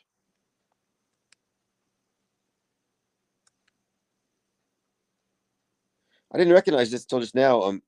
Priscilla Presley made a cameo appearance. I haven't seen Paradise, but there's some overlapping there as well. But we're going to go into all of these main symbols. I want to look into symbol clusters, what I used to call concerted messaging. Jamarin May says, I got your message about enrolling back into journalism school. I was curious about how your outlook on media fakery will be juxtaposed with fellow journalism students programmed to believe in the MSM. Right. Well, I'm just going to blend in because I know their perspectives. I can communicate mainstream to mainstream. And I'm really there for the technical side of it. You know, AP standards, maybe networking a bit, getting the IPS above ground, getting into the press clubs. But the long-term agenda of the Infinite Plane Society think tank will be served by this. But yes, I re-enrolled. I start school in about a week and a half. It's full time, but it doesn't mean very much full time. It's just, you know, it's 3 days a week. It's not a really big departure from how I usually spend my time anyway. And I went to look at the campus today, and there's a lot of scenery out there for me to continue my series of charcoal drawings, mostly cacti and the Sandia crest, which I've been doing a lot of paintings and charcoal sketches of since late October. In fact, if you click the link below, I put a collection of charcoal drawings up for sale. And these are being sold in sets of 3 and sets of 2. And all of these are sprayed with Krylon fine art fixative. It's not workable fixative, it's the final fixative. So they're not going to smear. You know, charcoal and graphite tends to smear if it's not properly fixed. And I went and I found the correct stuff for charcoal, which is a huge win because for years I've been collecting all this art and I haven't been able to sell it because the workable fixative doesn't hold it down solidly enough. So I've been putting these up in collections. Again, click the link below, and it will be very helpful to the IPS think tank, because what I'm doing is I'm using these art sales to make the down payment on tuition. But I went over there today to get my financial aid stuff in order, and it turns out that I am eligible. So by the time the first installment is due, I will have my financial aid, which will cover me through the completion of this degree program, which I expect to have completed by summer 2027. If not, yeah, I think more likely summer 2027. The structure will be helpful. I mean, I'm already a creature of habit. I have a routine. It's predictable. I find routines to be very productive, just because, for example, in between classes, I have a perfect block of time to do a mid-morning live stream. I'll be in a perfect place to do my artwork, the scenery wise. It's these places where I tend to go anyway. So anyway, it's just going to be more productive for me to be out every day in these locations and on a set routine as far as having the IPS morning deprogram and evening deprogram regularly scheduled. And we'll be back with the phone systems open. And if you want to call in Mondays at 6 p.m. Mountain Time, I will be with Fakeologist for an hour-long program, which we've been doing consistently for quite some time now, almost, 3 months?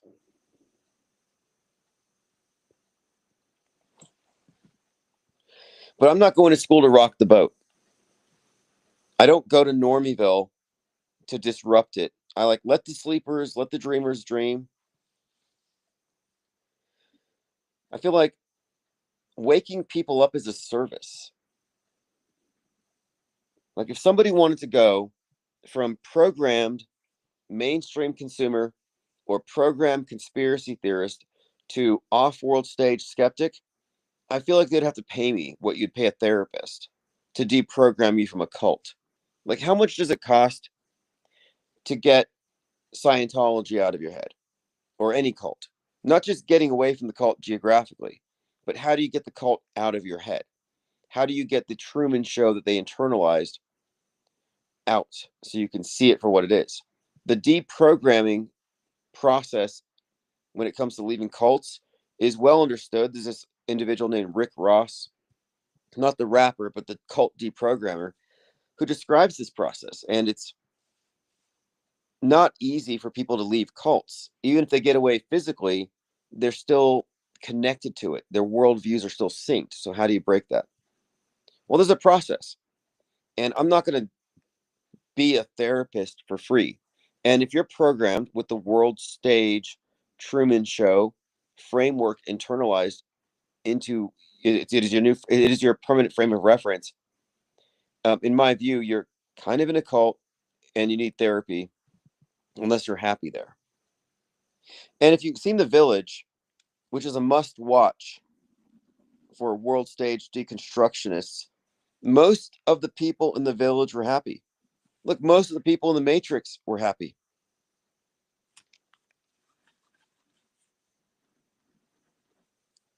I'm not here to mess up somebody's idyllic, happy, perfect life.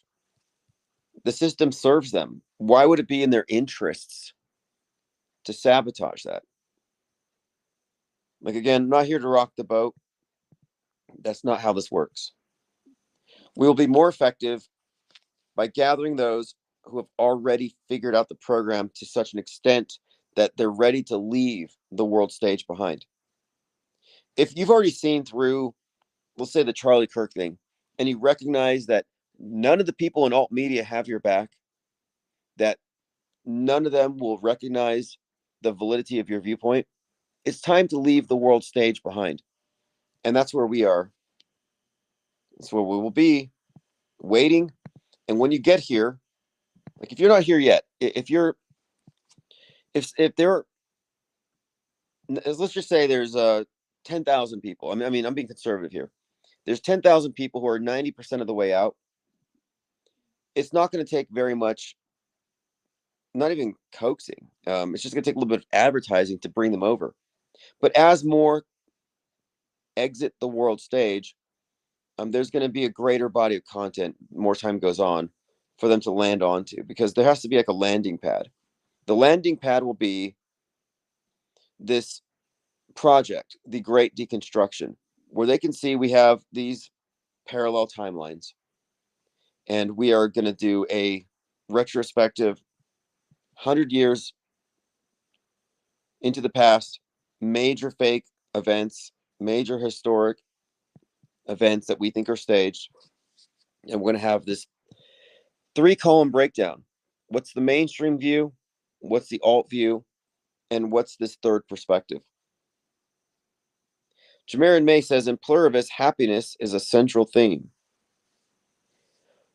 Yes, I just finished it, and I have to think through and see what the big picture was, because you had a lot of stuff in there. There was some Soylent Green-like stuff.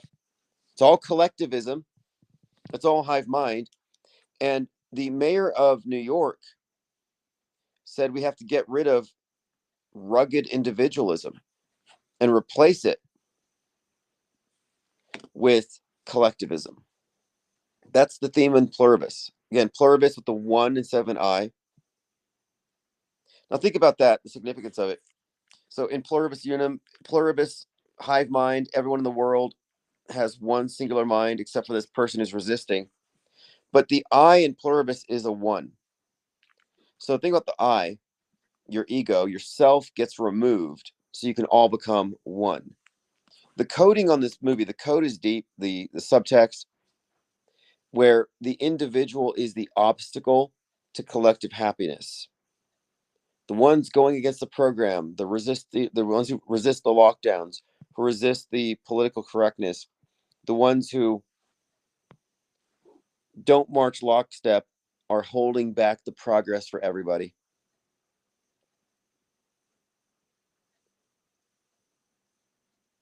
Etheric Bliss says, don't think anyone can pull someone 100% out. It wouldn't be effective anyway. Way too much culture shock at one time. Right. What I'm aiming for here is this. We want to aggregate those who've already figured it out, and then we start getting into a bit of a dialogue with alt media in order to, I guess, agitate for a bit of a paradigm shift. So you'll have one of two results. Either they will have that paradigm shift and they'll join us and they'll leave the world stage behind, or they will cling to their bloody guardrails. They will be squatting on their fences, afraid to exhibit any kind of independence of thought. And that's where they will stay. But should we succeed in this mission and gather those who are on their way out, and we get sufficient numbers, then we can engage in paradigm shock, a paradigm shock to the system, which isn't my objective, but it could just happen organically. Like I've been talking about this avalanche concept. I don't know if I've discussed it live here, but the avalanche concept is something I got out of The Art of War, and it talks about force and how the amount of influence you have has to do with your positioning. So if you're on the ground level, you're facing a mob and you have one rock, what are you going to do? Throw a rock at one person and then you lose? Or you climb the mountain and then you drop the rock, trigger an avalanche, and wipe them all out. And so we're going for the avalanche approach because the IPS think tank is just one rock. However, what we're doing here is we're establishing a philosophic framework. We have codified auto-hoaxing and metascript deconstruction. This can be spread. This can be asymmetrical warfare. This can be leaderless. This can be an avalanche. And we won't be able to stop it if it gets to that point. And that's why I have this new book out. It's to reach those who've already become self-deprogrammed. It's called Handbook for the Recently Deprogrammed, A Skeptic's Guide to the Theater of Psywar. And this is psychological warfare. And we play it down. We get into the entertainment of it. We laugh at the circus clowns and the, bread and circuses here. But ultimately, we're looking at something that ought to be resisted, or at least called out, revolted against. This is an intellectual revolt. We're not talking about getting into the streets or even city councils, or even trying to resist in that direct way. This is an intellectual exercise. This is academic inactivism. This is in the arena of ideas. Jamarin May, thank you for that. He says, did you catch the blackout symbolism in pluribus? Yeah, there's that as well. There's blackouts, atom bomb, collectivism, mass deaths.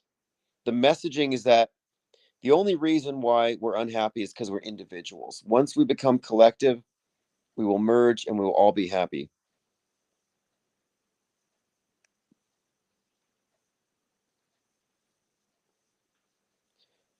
And again, that's the end of season 1. And the last 2 words, atom bomb, where we're talking about the mass extinction. We're talking about eliminating all of humanity. And that was also begonia.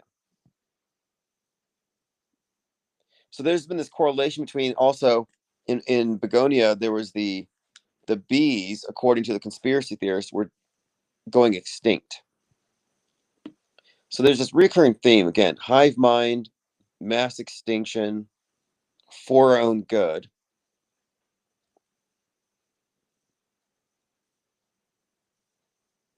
But yeah, back to what Eric Bliss says about pulling someone out of this thing that's like, you can't really do that.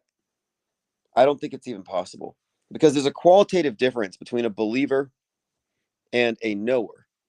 And if someone's a believer and you have to tell them what to believe, then they just become an alternate believer.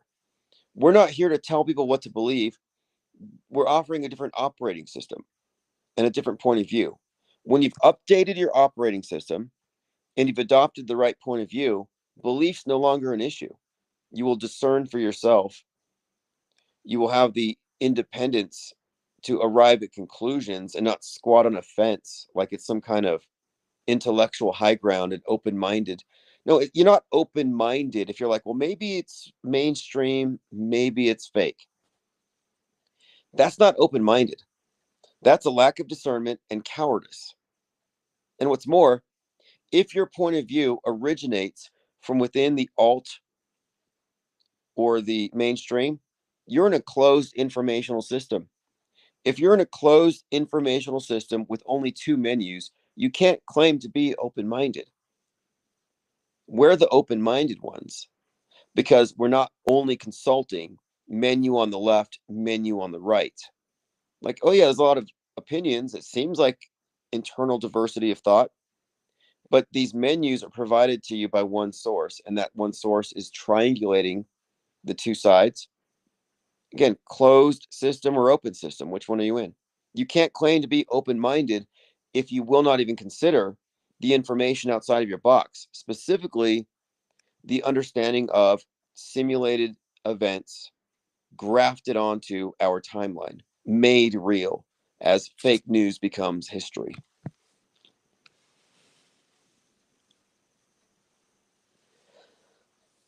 Okay, well, there's quite a lot going on.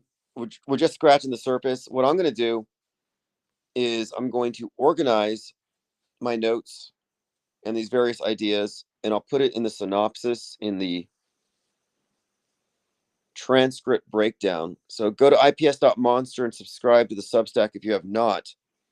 And when I upload the video, I'll have the breakdown, and then I'm going to have a list of these symbols, these meme plexes, the concerted messaging as it relates to the events of our day, because we're looking at the zeitgeist. The significance of symbolism here isn't simply, oh, it's the elite weirdo occultists throwing their ritual symbolism. I don't think that's the case. I hear people say, oh, it's the black magicians doing rituals and spells. It's like, if you're not part of a coven, if you're not a wizard, how are you able to arrive at these conclusions? I think the more likely explanation is that the language of symbolism is incorporated because of its influence on us at the subconscious level, because our minds are processing this on a different on the subconscious, which still influences our decision making. And Carl Jung wrote extensively about symbolism. And if you think about it, all of the movies contain significant archetypes, symbolism, syncretic merging of traditional symbols and myths onto the modern context. So I think it's just another level of communication. I don't think it's about necessarily anything occult, except in the sense that occult means hidden. But I want to demystify as much as I can. I've already said that if you're trying to get off world stage, you're going to have to go past the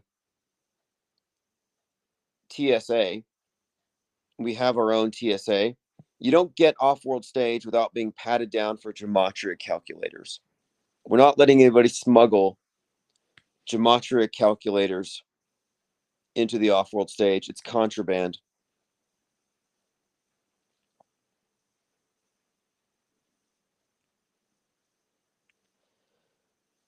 Okay, I'm going through your comments one more time here.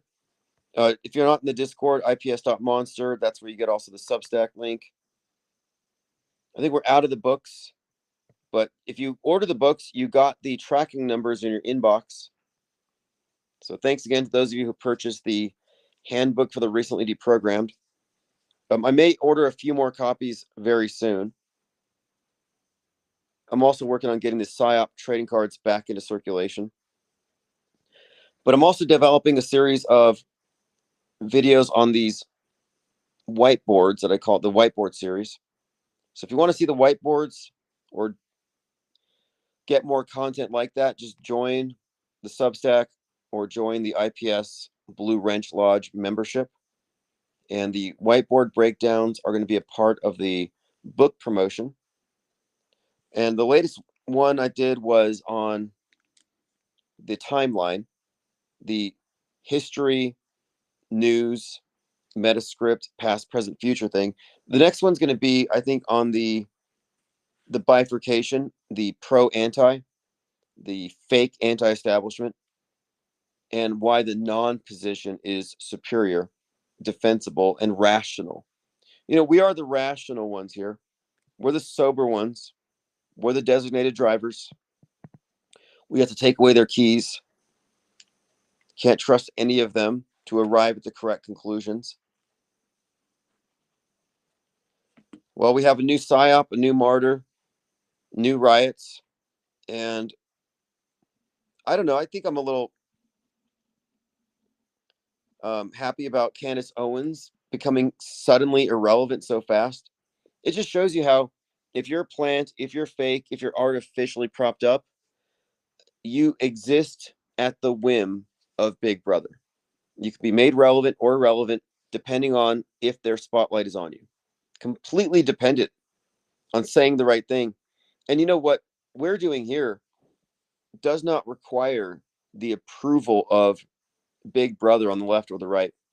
It doesn't require that we breathe their air, that we curry their favor. Like, no, we actually don't have to care about the opinions of anybody with a mainstream or alt media perspective. We're not reliant on it. We're creating our own ecosystem. And that's why we're doing this as well. As we aggregate the numbers, the content creators from an off-world stage perspective will be big fish in a small pond. And we need that. We need to have anybody who's aligned with us to go ahead and break away from the mainland. And that's going to happen. We're going to help that. We're going to facilitate that. And we're going to make it very uncomfortable for those who are 1 foot in, 1 foot out. Like, if you recognize media fakery, but you're still clinging to various guardrails, if you're still clinging to the illusions, that's going to look very bad, and it's going to look weak. You're lagging behind. It's going to blow up in your face if that's where you're at. I'm not calling anybody out in particular, but there's going to be a reckoning at some point, because this contrast is going to become clearer as this goes on. And I think a lot of it's numbers. I think a lot of people are just intimidated by the fact that we're very small compared to the alt media ecosystems population. It's half and half pretty much. The conspiracy theorists aren't the underdog. They're not some minority that's marginalized. No, they're part of the infrastructure. That's why chemtrails has been hyped up all year. You had the Climate Trails documentary hyped up. You had politicians in how many states banned chemtrails? 33. So it's not surprising that Pluribus starts out with chemtrails dosing everybody. Growing number of states considered bans on geoengineering. I think it's 33. I got to double check that. Anyway, thanks for the comments. Thanks for your participation in the Discord server. Things are going very well. We're only 7 days in, and we've already gone through a setup for World War III. We're set up for Civil War. Trump has gone through some Tom Clancy script and kicked off something. And I think we're still looking at George Floyd 2.0. This is supposed to be, I don't know how big this one's going to get. I don't know if that's the agenda, but it looks like it. And it seems like they have the right formula here. And it is a kind of an interesting thing. You have the summer of love, everything burns. And here we are, winter of love, and it's all about ice. And there's got to be some theme here. Again, I think Game of Thrones might have something.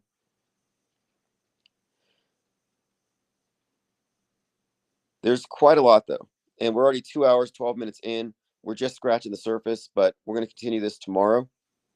So we'll see you in the Discord server. And again, go to ips.monster. We're not really turning people down. The rules are pretty clear. We've only had to kick a few people.